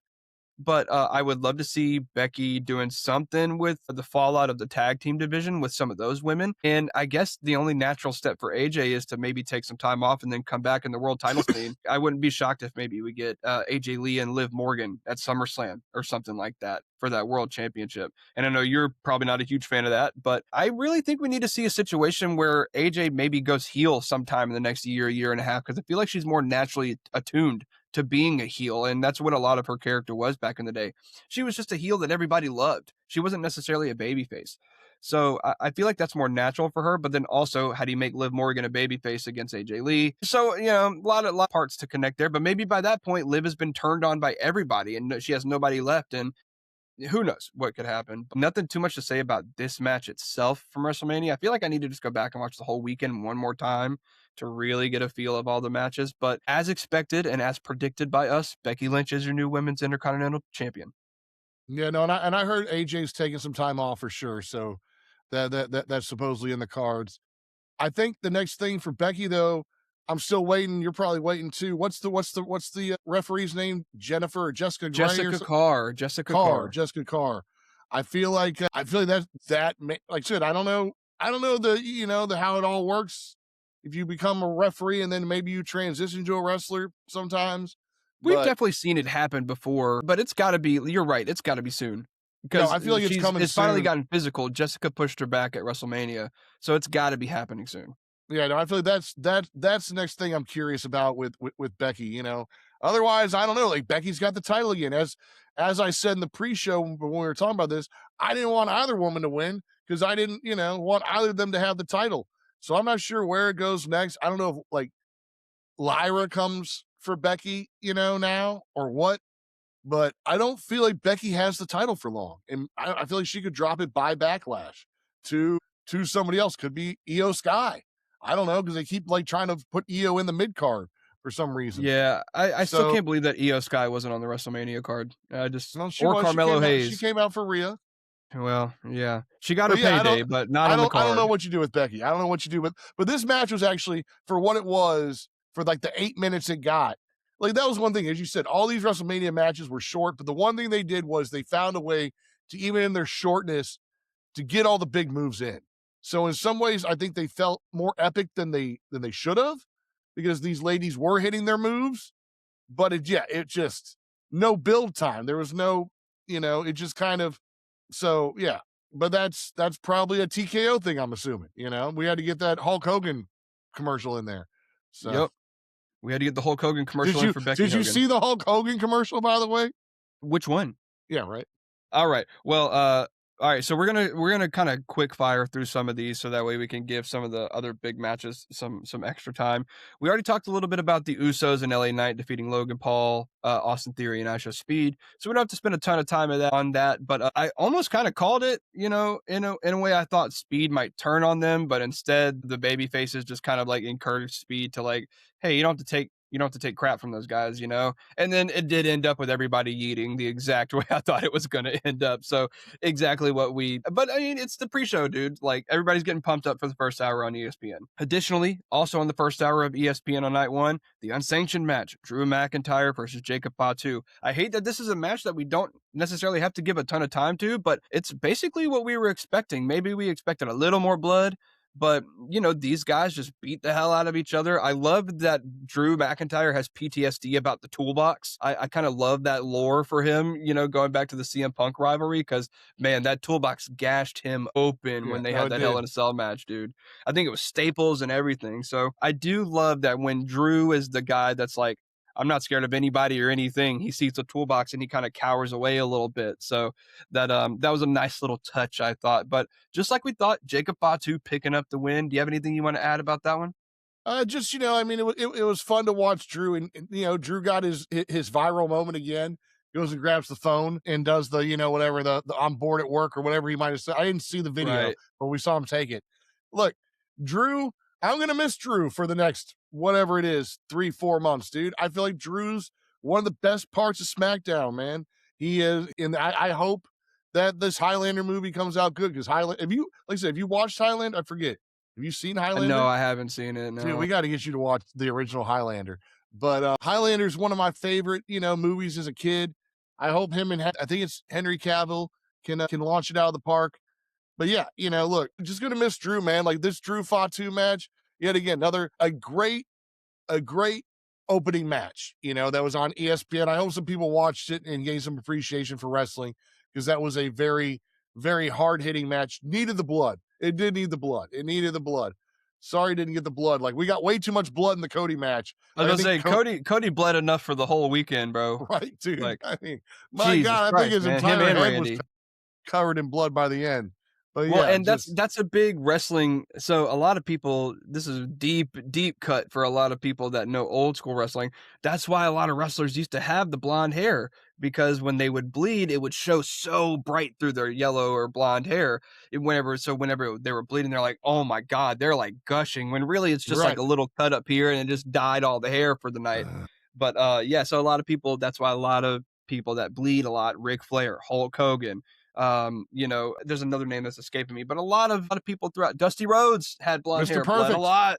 Mr. Perfect, so a lot of wrestlers they like that blood, that how it stains the hair, it gives them that look. But yeah, I think you're 100% right. I think this was a really safe unsanctioned match, if that makes sense. Like they didn't do anything too crazy or like made me squirm or squeam or squeamish or anything like that, but also was hardcore enough for the casual fans to be really, really, really into it. So I thought it was a really good touch on the like you said, on the opener. WWE Women's Tag Team Fatal 4-Way match. Nikki Bella and Brie Bella come out. Nikki Bella is on a crutch. She announces that she could not get healthy in time, but she didn't want Brie to lose her WrestleMania moment. So, as was announced a day or two prior, we get the returning Paige to be the partner for Brie Bella, and they end up winning the championships together. So really interested to see where this goes because this definitely had to be a last minute swerve for them. Sure, they didn't intend on Paige and Brie Bella being the tag team champions. So really interested to see where this goes, especially considering that storyline and lore wise with the WWE, these women don't necessarily like each other. They have a lot of bad blood between each other. So I wouldn't be shocked if maybe they just hold on to these until Nikki is healthy and then they can drop the titles and then the Bellas can turn on Paige and now Paige is that uber mega baby face and we can really get the ball rolling with her. And maybe we even see Paige and AJ Lee form back up together to take down the Bellas at SummerSlam or something like that. I could see something along those lines.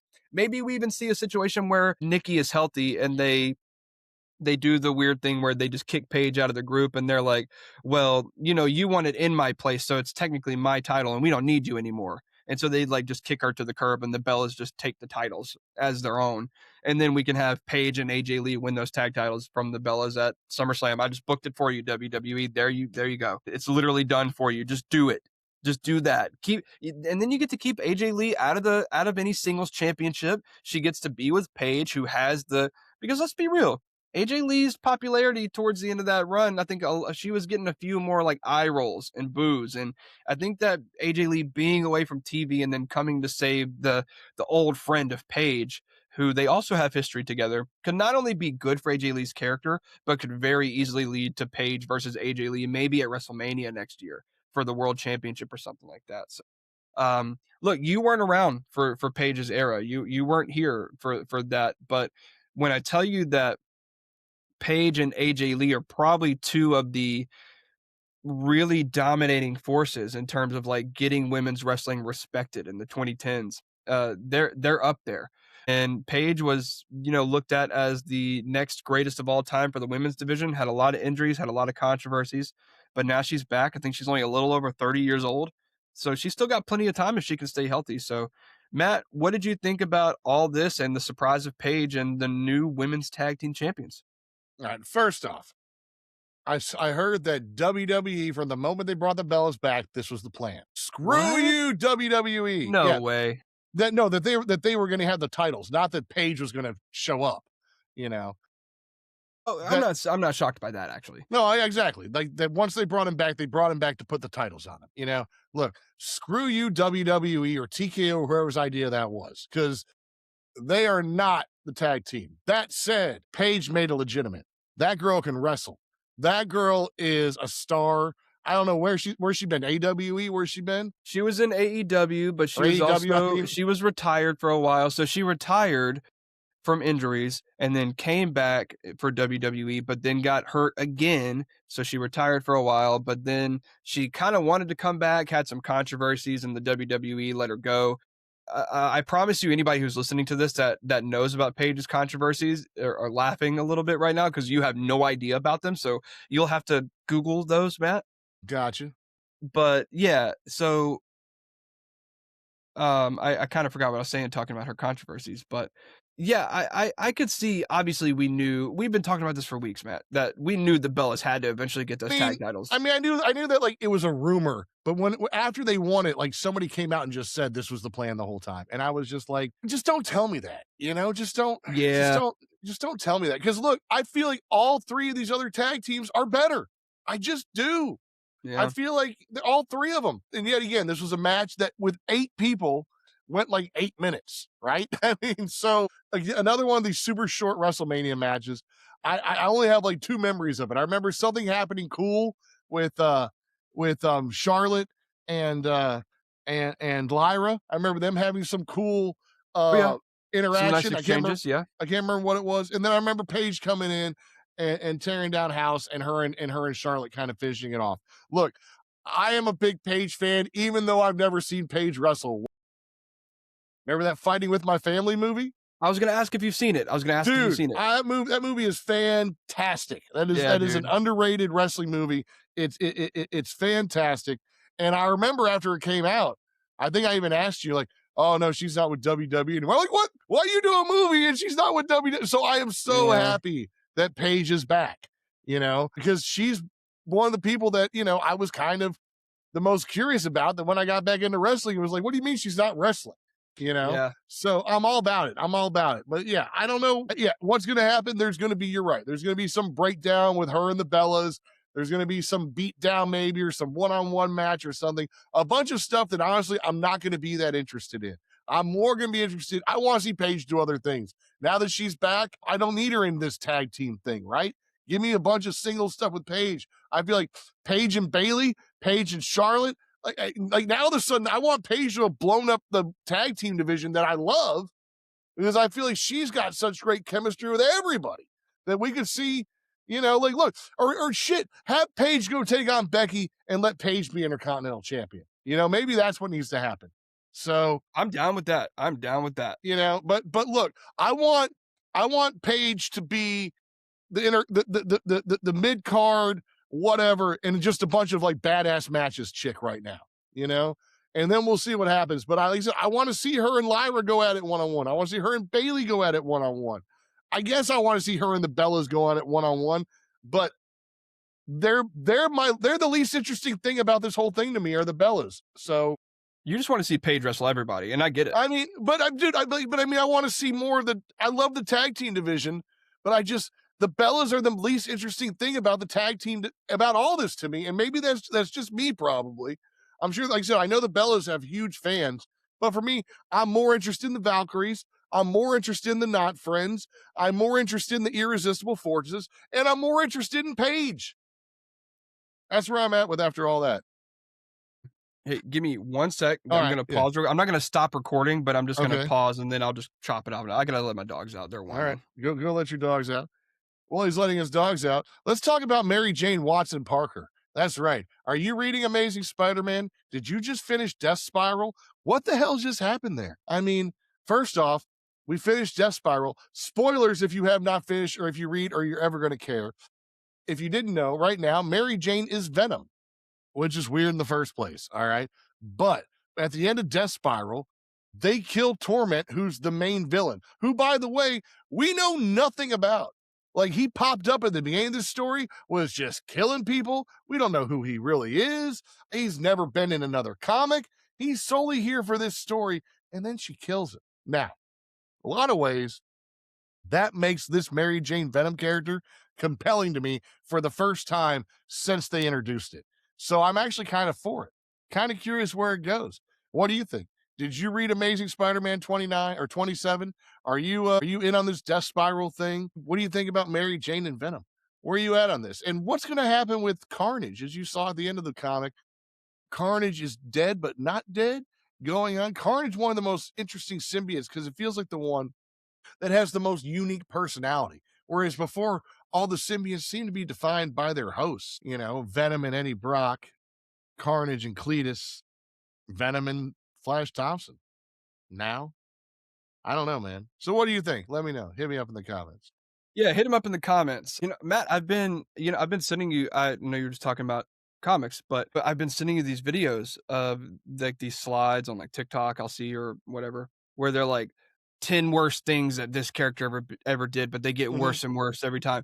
And I saw one about Magneto yesterday and was a little taken aback about some of the shit he's done. Doom, obviously, I sent you that one. Mhm.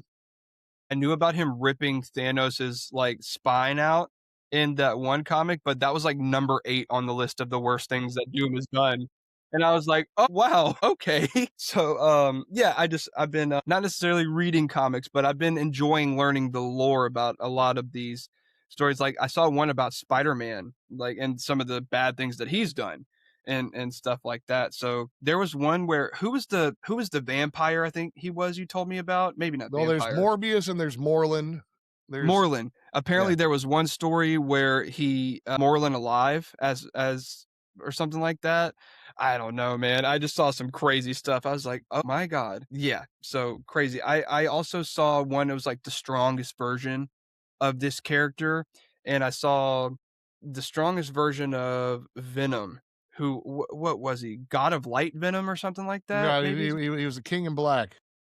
Yeah, and he had like this. I don't know, man. I saw it and I was like, maybe I need to start reading comics, dude, because some of that stuff was crazy. I saw Actually, one where Daredevil was taken over by a symbiote in one storyline where he was like in prison and the symbiotes had like broken into the prison and he was like fighting them off and then one of the symbiotes took him over, but then he like gained control and like fought off all the symbiotes and then put himself in the electric chair, electrocuted himself to like get the symbiote off of it and then survived the whole damn thing. I was like, what the hell is going on, man? So there's just so many stories I have no idea about, but I've been very entertained by these lately. like I said, you got the whole library over here. So Yeah, and then some. I think we yeah. might have two. I think I keep telling Matt he's got enough to open his own comic store. He's just got to get the storefront. Speaking of, you see this cover today? This was the TikTok cover, one of the TikTok covers today. No, This nice. I'll have to go. Did you shout out your TikTok page? Oh no, not yet. I was going to do it at the end of the show. So Well, shout it out now. We can do it at the end like of I the show said, too. the impossible octopus culture corner. There you This is go. the Predator cover right here. I really liked that Venom you just showed. That Yeah, was clean. these are both by the same artist. So, Nice, but nice, yeah, this nice. is the Predator Rose Bash, and that was a Venom Rose Bash. But yeah, like I said, just opening all these boxes. We get all these boxes open. I'll do more reviews and whatnot. But just I got to get these boxes so we can have a studio. Yeah, 100%. I've almost got them all open, but I keep getting more. Somebody keeps ordering comics. I don't know who. And don't know who it is with my credit card. Yeah, right. All right. Well, let's jump into, let's see, the Intercontinental Championship ladder match. We've already talked about some of these guys on the other end. Of course, JD McDonough, what's going on with him?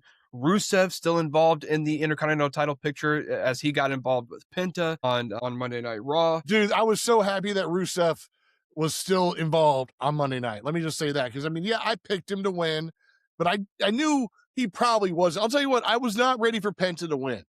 I I will wasn't either. retain. I wasn't I either. wasn't ready for Penta to retain. I was kind of ready for I don't know who. Like I said, I mean, Dragon Lee, Javon. I'm ready for somebody to take it. So regardless, I took Rusev as kind of like a flyer because it could have been anybody. Let's be honest, could have been anybody in that match. It felt like. But I'm so happy that when it wasn't Rusev, that Rusev just hasn't disappeared because he's too good a character to not have to be doing something. Yeah, no, I agree. And I see a situation where maybe with now Penta, Javon Evans, and of course the newest NXT call up of Ethan Page now being involved in all of this, I could see a situation where maybe a backlash or Saturday night's main event after that, we have Penta defending in a fatal four-way. You know, he's never shied away from competitors in multi-man matches. So maybe we get like Penta versus Rusev, Javon Evans, and Ethan Page. And I could see a situation where there's no disqualifications. You don't have to pin the champion to win the title. Maybe we get Rusev as the new Intercontinental Champion after Backlash or after that Fatal Four Way. So I think Rusev being involved in this kind of, how do I say this? It doesn't make sense in a way that the only reason that he's still involved feels like he has to take the title. It feels like Javon and Ethan Page can continue doing their thing for a while. But with Rusev like not really having any momentum, having lost at WrestleMania and still being in the title picture kind of makes me feel like Rusev is the sneaky guy to come out of all of this smoke as the guy that's standing tall as the Intercontinental Champion. It So just I kind of feel like I you're not see far off. I see value in him, man. You know, I mean, I see him value in him having the title. That's why I kind of thought he was going to win it at WrestleMania because I all these guys can then chase him for a little bit. He's a guy that is easily chaseable, and you can also have a lot of fun matches leading up to it. Of course, I didn't know Ethan Page was coming. I don't know Yeah, much that about Ethan surprised me. Page. He was fun though, dude. I had fun with Ethan Page. I don't know, like I said, don't know much about him. He reminds me of the IRS, you know, a little bit. Mm, And interesting. I don't know if that's way off or not, but like Yeah, yeah, a little a bit. more of like a comedic version of the IRS, maybe, you He's know? just Like, a he's just an asshole that can back up what he says in the ring. Like honestly, it's what it really boils down to. but he also seems a little fluky, you know, like Yeah, like okay, like he yeah. wins on accident kind of thing, you know? Like he Well, he's definitely had some silly moments. He was actually I don't know if they still are, but he was the no, I think they lost him. He was the intergender tag team champion with Chelsea Green down in AAA. They had those tag titles together. And so it was okay. one man, one woman, and so whatever. But I think they did recently lose them. But yeah, I mean, he's definitely a multifaceted guy. I think he's a pretty much all around type of dude, who could probably realistically be a world champion in the next 5 years if he's really booked right. And honestly, dude, coming out of all this, look, we you might as well just do it. Make him another member of the Vision. We talked about him maybe joining the Vision last year when Seth was going to reveal some Dude, new it's guys. the guy. Oh, this is I That's didn't know Ethan Page. Yeah. he fits, dude. Him and Logan Paul like, and Austin, especially this version of the Vision right now, he Yes. fits perfectly. I feel like, and Like I don't even like just from what I've seen. I just really feel like we're in a situation now where you could have, if you want to keep Braun and Paul together, fine, do it. I don't really see the need to at this point anymore. But if you want to keep them together, do it, whatever. But let the Vision go off and be their own thing. Let it be Logan and Austin Theory and Ethan Page, and maybe they add one more guy. I don't really know who it would be. Maybe you could add like a Grayson Waller or something like that. Because that was rumored not too long ago too. But I don't know. I think that yeah, I think he fits pretty perfectly. So the Intercontinental Championship scene as of now, kind of kind of weird. We don't really know what's going on. I think that's kind of the situation for a lot of post WrestleMania stuff right now is we don't exactly know what's going on, but I do know that a lot of really talented guys are in this mix right now, and I'm very excited to see where it goes. All right, well, let's jump into the next match. Another mid card title match. Trick Williams is your new United States champion, as we predicted, as after he defeated Sami Zayn. And look, I think this was pretty straightforward, in terms of like what we thought it was maybe going to be. Sami also obviously has to have some sort of fallout after this, after losing that title. So anxious to see what happens with Sami. But now I think my biggest question for Trick is A, who's next? And B, is it going to be Carmelo Hayes? Because him and Carmelo have a lot of history. Carmelo Hayes said on the other end of WrestleMania, whenever Trick won that title, he was coming after it. And then also, Trick Williams came out and said that the open challenges for the U.S. title, that's dead. Not happening anymore. And that makes sense. He's a heel. He's supposed to be like, hey, look, it should be Yeah, an we're not honor that having you get fun to fight for anymore. this. Yeah, Yeah. it should be an honor that you get to fight for this. And I'm not terribly opposed to that. I think Sammy and Ilya and Carmelo Hayes did a really good job, especially Carmelo, did a really good job of reestablishing that title to have some sort of legitimacy, and then for it to be sent over to the guy that you consider to probably be one of the future pillars. I think it's probably Oba, Trick, Javon Evans, and I don't know, that last guy would probably be somewhere randomly in the mix. Maybe we haven't found who. Braun, maybe, is probably that fourth pillar. And so when you look at those four guys, and after all the momentum that was built on the US title, it going to Trick Williams and defeating a legend like Sami Zayn at WrestleMania, yeah, I think this was perfect for Trick, and I love that he's saying like, "Hey, look, not just anybody's going to get a shot at this. You got to earn a shot at this." So I'm not opposed to that. I really like it. My only problem with the whole thing was the match was too short, and because of that, I feel like it either made Sami Zayn look weak or made the trick shot look like the most powerful move in the WWE. Like, I feel like that whole match, Sammy was beating the hell out of Trick. Like, and then Trick turned around, hit one trick shot, and it was over. And that's my only thing. Like, I needed more. Otherwise, Sammy looks really weak. Like I said, that trick shot just looks incredible. I mean, that's really my only issue with it. That's a TKO thing probably, where they're like, yeah, no, this match should only be 10 minutes too, or whatever. And Yeah, and it and I mean, it's also like, I don't know, I think it kind of feeds more into the insecurities of Sammy. Is like Sammy can say that he deserves a shot after this or whatever, and Trick can say, "Look, man, I took you down in one move. Like I Mhm. took you down And with that's what I'm saying. one It trick makes shot." Sammy look super weak, or, I mean, I swear he hit like 3 haluva kicks on Trick. Like, he hit one in the ring, like one out of the ring, I think, Right. maybe 2 or 3 haluva kicks. He's doing all this stuff. I mean, it was one of the most dominant it was one of the most dominant performances I've ever seen Sammy have on a guy. It was almost like a squash match, except Trick turned around and hit the trick shot, and then it was over. So that's I don't know. I don't know. I mean, it's it's yeah, so anyways, I just don't know. I don't know. It should have just been longer. And I feel like that's one of those matches that was really hurt by the shortened matches that we saw throughout WrestleMania. That one at least needed to be 15, 20 minutes, and it was another whatever, 10-minute match. And because of that, I mean, maybe that's the thing. Maybe you're right. Maybe we turn around and on SmackDown tomorrow night, Trick's like, yeah, dude, I was taking all your stuff. I took all your moves. I took them twice. All it took was one of my trick shots and move. And if they do that, great. They capitalized on my only problem with the match. So there we go. But yeah, that's just my thing right now. All right, let's jump into maybe the best match of the weekend. Gunther versus Seth Rollins, and Gunther comes out on top, basically exactly how he predicted. I think you were right. There was really only one way this could have and should have gone, and it's exactly how it happened. Braun Breaker, of course, returning, costing Seth Rollins the match. Gunther takes advantage of it, locks in the sleeper, and eventually Seth can't hold on, passes out. I'm glad they didn't make him tap like we talked about. I'm glad it was just he just passed out because he just couldn't stay awake anymore, couldn't fight it. But yeah, look, we talked about it. Maybe the best match of the weekend. I thought there was no doubt that these two were maybe going to put on the best match of the weekend with how talented they both are, and just the perfect example of two consummate pros that you can have no storyline, throw them together with the smallest amount of build, and they make it gold. And that's exactly what they did. And I thought this match was great. I thought it was really fun. It was exactly what I think needed to happen.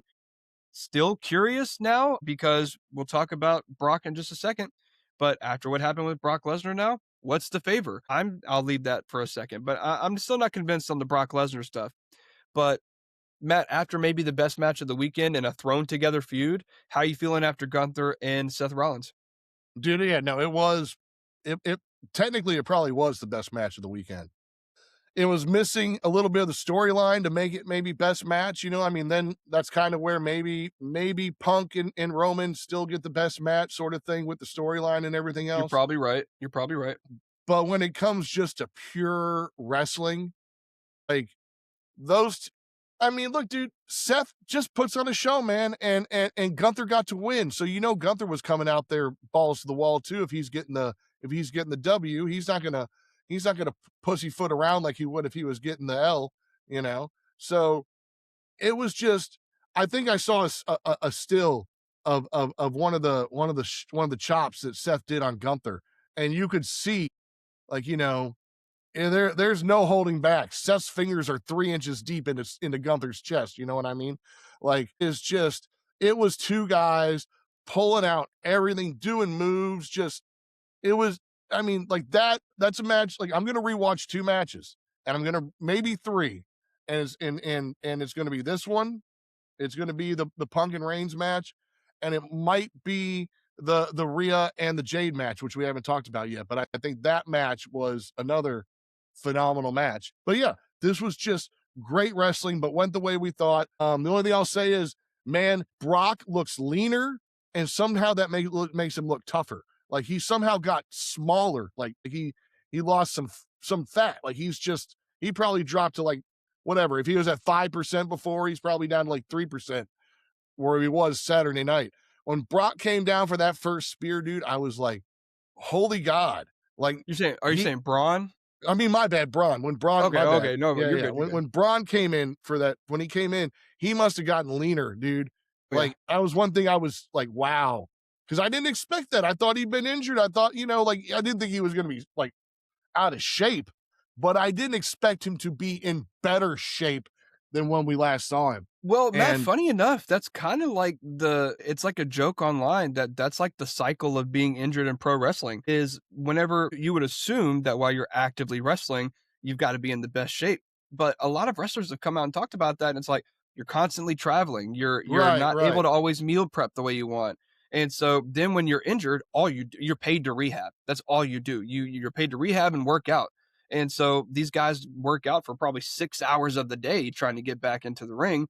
So like there's a lot of examples that you can go back and pinpoint in history where a guy left in not the best shape while he was like active. Triple H is a big example. Before Triple H got injured, he was like starting to get I don't want to say pudgy because like who am I to talk, but he had started packing on some pounds and then he was out for a while and then when he came back, he was like dude, when I say shredded is not even the word to describe what Triple H looked like when he came back. So, although it may seem a little weird and you would assume it's backwards, a lot of guys get ripped when they're on rehab for their injuries. Well, maybe not that it's backwards, but that I guess this is my assumption, and it was totally wrong. I would have assumed Braun would have been one of the guys who it wasn't the biggest important, at least not to get shredded like that, you know?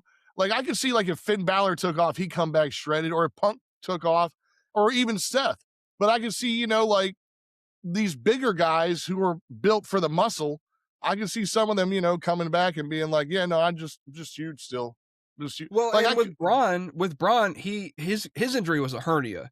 So he right. probably wasn't able to lift like these crazy heavy weights. So he probably did a ton of cardio while he was out on Maybe that rehab, so. I which is mean, maybe why he hernias are slimmed weird. down and yeah, Hernias sometimes you can't move at all, because you don't want to tear it, So, right. anyways, I was impressed by how shredded Braun came back looking. I was like I said, I wasn't expecting him to come back out of shape. I just wasn't expecting him to come back looking that shredded. And I was like, that's scary. Like that is I wonder if I can find a compilation of just wrestlers coming back from injury being more shredded than they left. That would be a fun little reaction. But no, I agree with you. Braun looks great, and then sadly on the next night on Monday Night Raw, it looks like he's injured again and in concussion protocol after I'm taking that hoping shot to that's the a head. short thing. I mean, I'm hoping like, we see like in the NFL concussion protocol lasts about a week. So I'm hoping it's a week and he wasn't going to wrestle this week anyways, but he can still be on Raw, like talking, or something. I don't know. It makes me wonder because Seth knows what he's doing. If there's some real animosity between him and Braun, it's not kayfabe.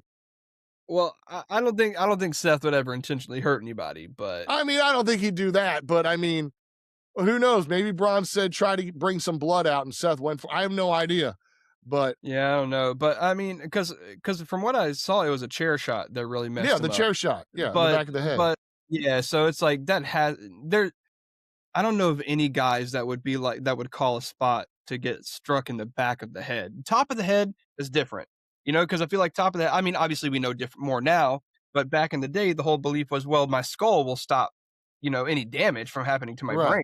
And it's like, no, buddy, you're still getting some pretty bad brain damage. But the back of the head, I mean, that's the number one spot you don't hit.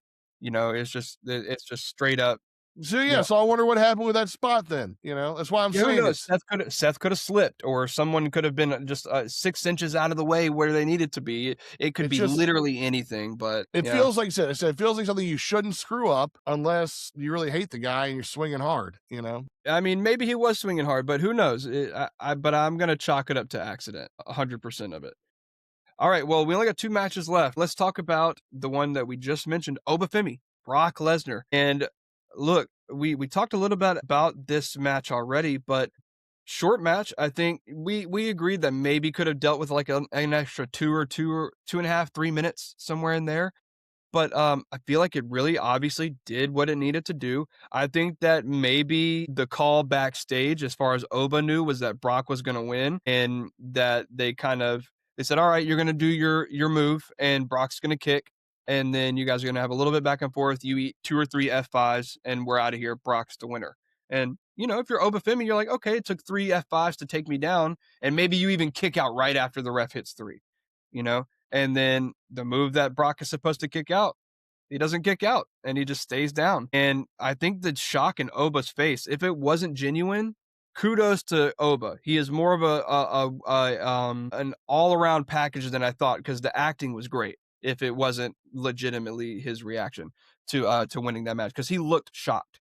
And so then after the fact, the big thing that we're talking about after all of this, which a lot of people are kind of pissed now because now some are saying that Brock still took the spotlight from Oba anyways.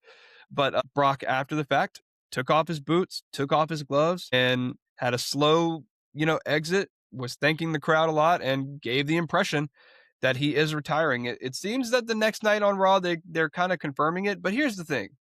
I'm gonna tell you this, Matt. I've been saying this for a few days now. I don't buy it. I'm still not 100% convinced. Do I think they're doing a really good job of making us think that Brock is done and he feels like he's over the hill? Absolutely. But like, when does the WWE not make us believe their storylines that they have going on? So I just wouldn't be shocked if maybe they play this into the storyline of Gunther in his favor. And Gunther says, well, what the hell, Paul? My favor was going to be to retire Brock Lesnar. And now Brock Lesnar's gone. And Paul Heyman's like, well, I can't do anything about that. The man made his decision. And so, but you think of another favor for me, Gunther, and I'll do it for you. And Gunther is just hell bent. He doesn't want anything else. He wants to be the man to retire Brock Lesnar.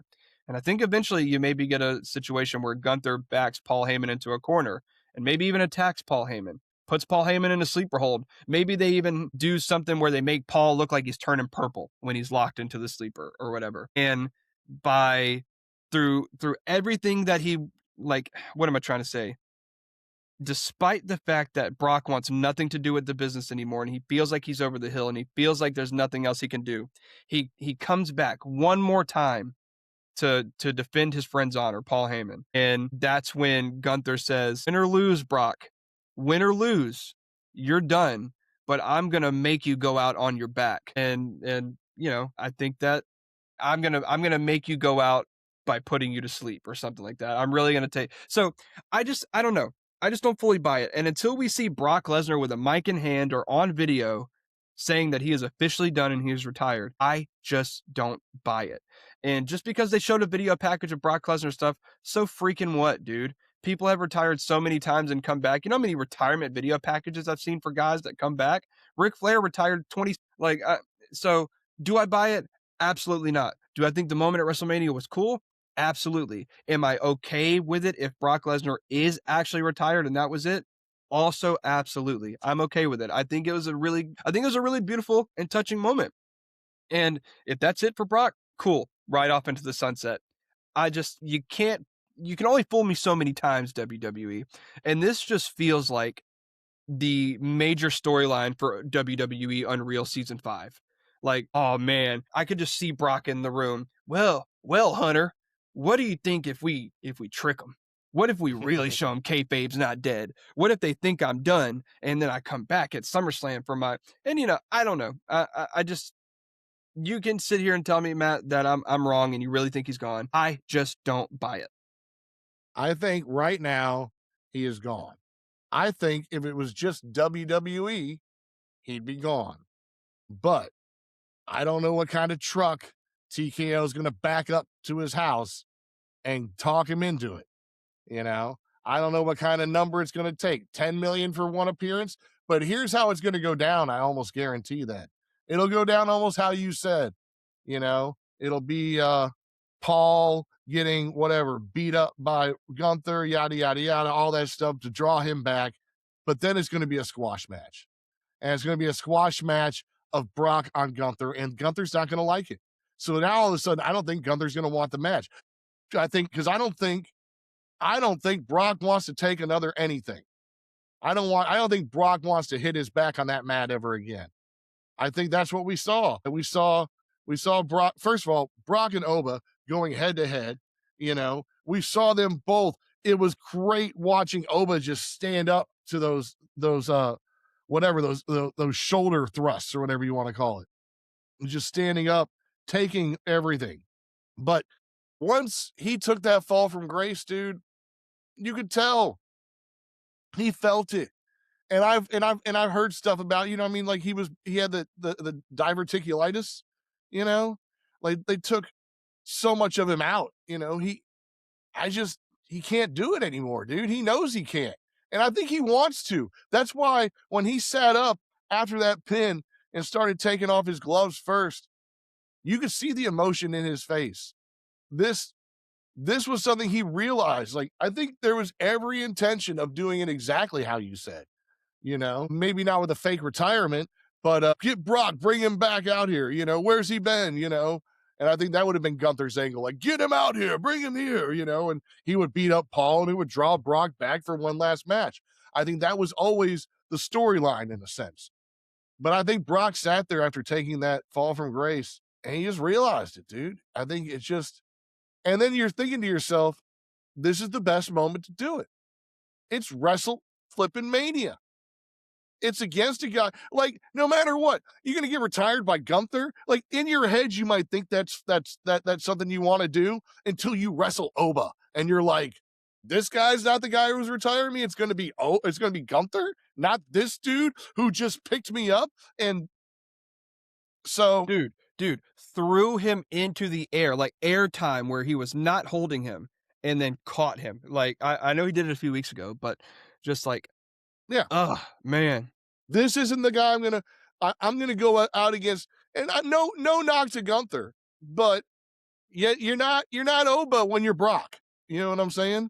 So, anyways, I think he sat up and he just realized, dude, that was it. And there's no point in trying to hurt yourself again. We talked about Mickey Rourke and The Wrestler, the movie before, right? I mean, it's that whole, do you want to take that one more move? That one more move that could screw you up, or are you done? So I feel like if they back up enough money and TKO gets him for SummerSlam or whatever to be retired, which is fitting, right? Because isn't he Mr. SummerSlam or something like that?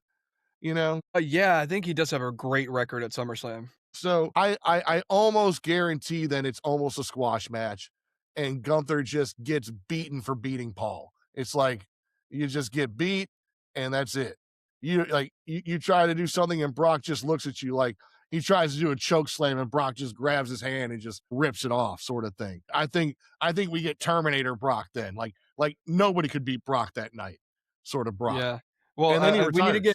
We need to get Brock back with the old school cut, the square But cut. you don't like Farmer Superman Brock? No, I do. I don't mind this level of Brock, but just for the last time, just for the last time ever is all I'm saying. But so his record is not necessarily what makes him great at SummerSlam. He's 6-6, but he has the most main events. He has 9 main event appearances. Okay. I think it's the most, but that's also where he won his first championship by defeating The Rock. All right. Well, last match we got to talk about, match that you said you want to watch again, which I think it's a fair assessment because I think this is actually a better match than a lot of people assumed. Well, we didn't talk about Liv and Stephanie, but so another short one, dude. It's another short. Like I said, it's like the rest of them. It was short. It was good. Yet again, it's more what happens with Stephanie now because we know what's going to happen with Liv. She's champion. She's going to be doing some champion things.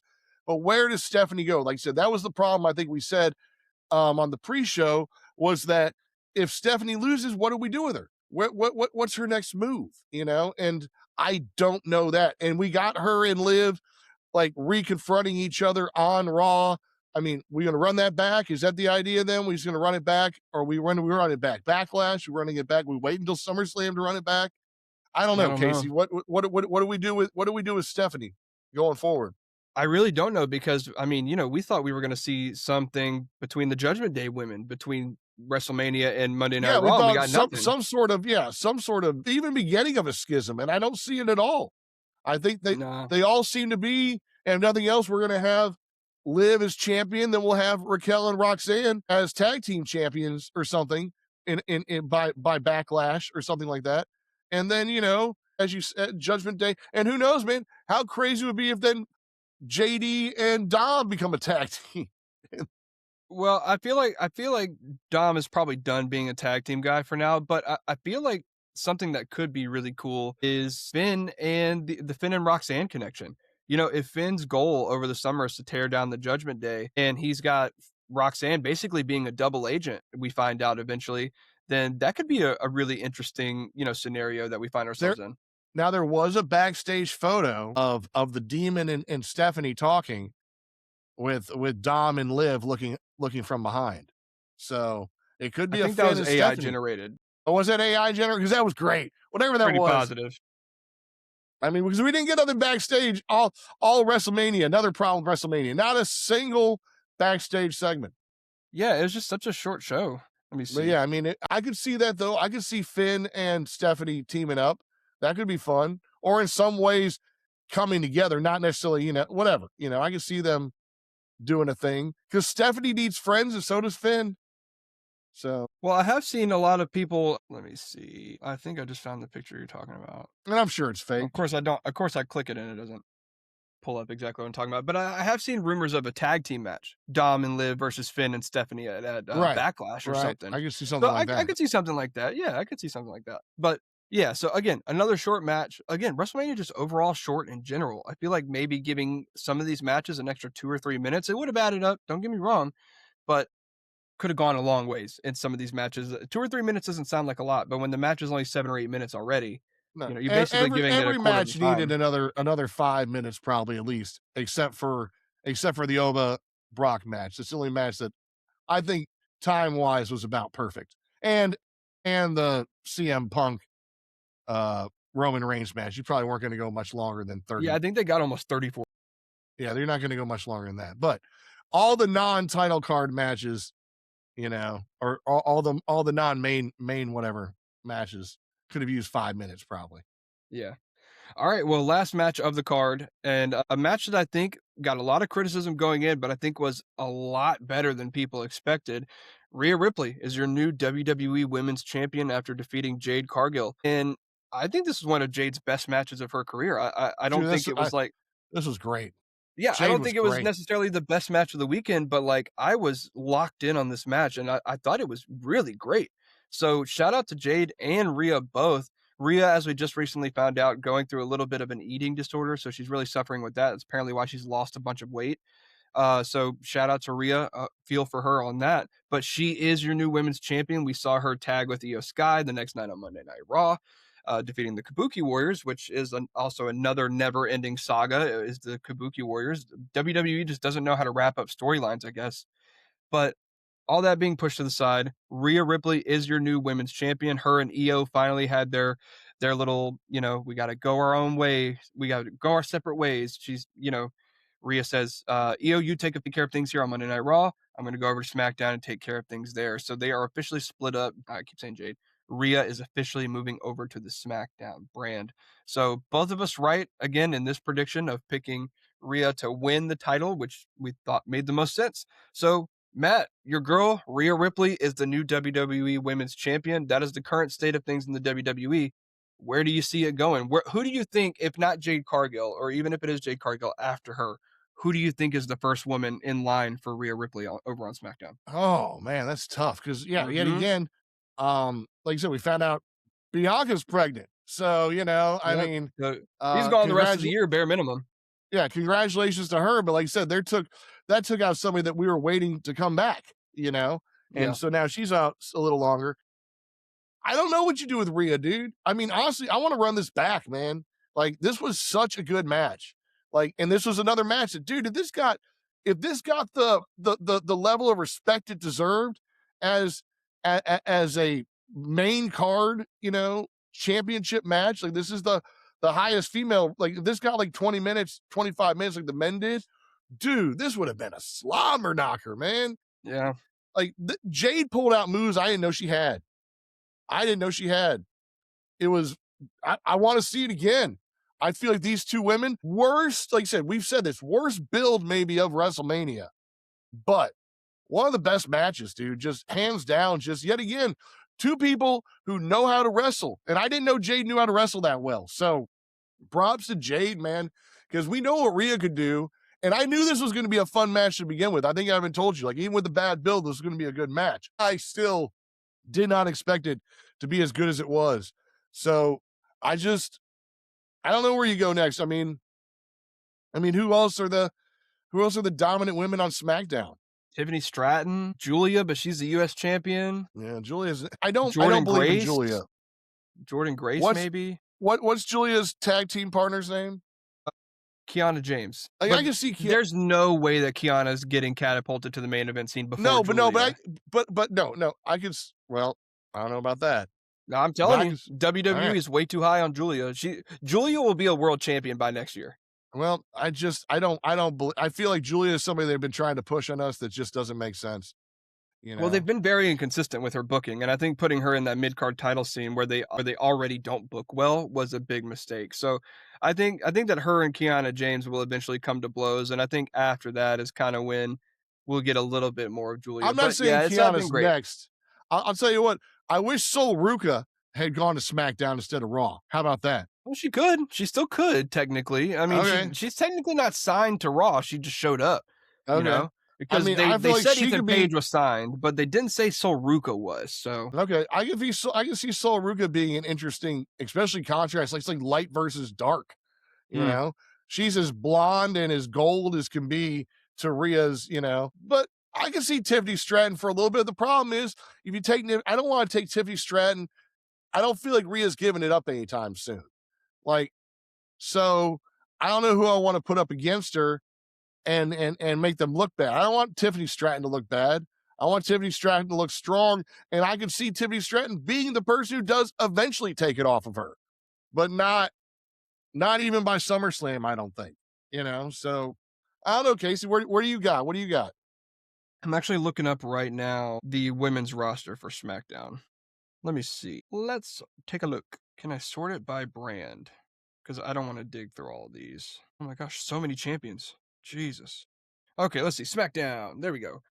All right. Alexa and Charlotte are over there as well. So we have those two that can easily be thrown into any mix with Rhea. Let's see. Jade, obviously. Yeah, SmackDown roster. So honestly, if it's not Jade, it's gotta be Tiffany, Jordan Grace, Julia, Charlotte, or Alexa. One of those five.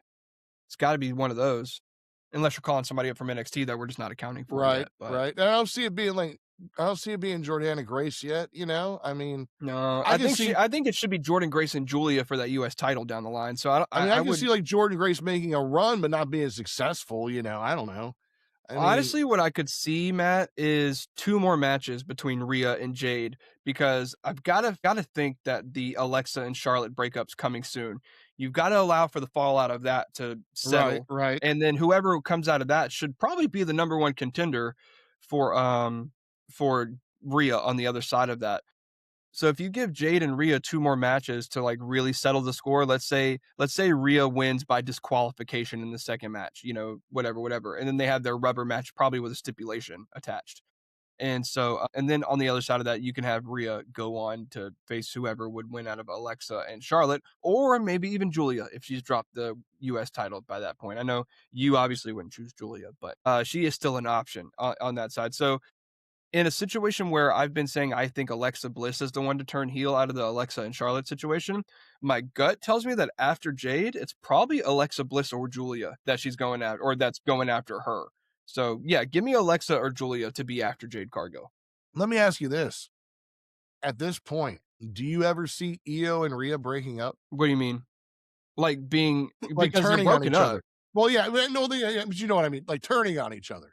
Like they're broken up, but they're still together. I mean, look, dude, never say never. I mean, if you ask me, well, I mean, before that was kind of our thing. We kind of thought eventually, you know. Yeah.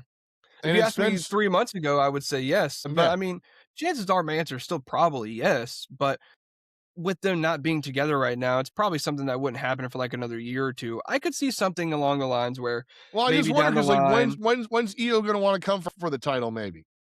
I think that EO's got enough fresh stuff on Raw that we can keep them separate for a while, and I could see a situation where maybe one of them is in a situation against 2 other people, the other shows up, Rhea to help EO or vice versa, and instead of helping, they turn on EO or Rhea. And we've seen a lot of storylines like that in the past where it seems like the person getting beat up or that's about to get jumped is going to get help, and then instead they just get turned on by their friend. So we could see something like that. I really think that would be like minimum a year and a half away, but probably closer to 2 or 3 years I mean, away. I just Not saying that that they wouldn't come back together in between then, but a turn I think is a long I way. just wonder if like that if that possibility is evaporated entirely, if this is like a lifelong No, not friendship entirely, but thing. I think the separation of them is so brand new that there's no way they're back together at any time this year or even next year. Right, So, right. yeah. I So it just could wonder if they're happen, forever but probably not just before my son starts elementary school. So, just wonder if they're forever friends now. That's all. I mean, not forever, but not soon, not breaking up soon. I think they're friends for now. So, all right, Matt. Well, that's it. We covered the whole WrestleMania card and basically the status of the WWE as it stands today because we're in such a weird time. We don't know what's Yeah, going dude. on. And we gave some good predictions, I think. So now 100%. we got to hear from everybody else's predictions to see what people think is going to happen. You know, where we're right, where we're wrong, how much people love Julia. Tell me, I want to know. Like, we need like an informal poll out there. Are you pro or anti Julia? You know, where you at on that? Because I feel like that's one that you and I differ on, right? I feel like it's probably I feel like when Julia first came to WWE, the number would be crazy high, Well, yeah, but I feel like since yeah, she's oh been yeah, on the no, main roster, I feel but like yeah, it's since evened then I out a feel like it. lot. Yeah, Yeah. exactly. Alright, well, yeah, let us know what you think. Make sure you drop a like, make sure you subscribe, make sure you hit that noti bell so you get all the notifications whenever we upload any videos or shorts. Drop in the comments what you thought. Go check us out on all of our social medias. And yeah, go check out Matt's comic channel as well. And yeah, I think that's really about it, Matt. Not that we only spoke for a little over 2 hours, nothing Yeah, too crazy. I don't think we left anything out. I think we're good. Yeah, I think we're all good. Well, until next time, this has been TK Wrestling. I'm gonna go eat some lunch and then I'm gonna get this podcast out to all y'all. So until next time, we'll see y'all later.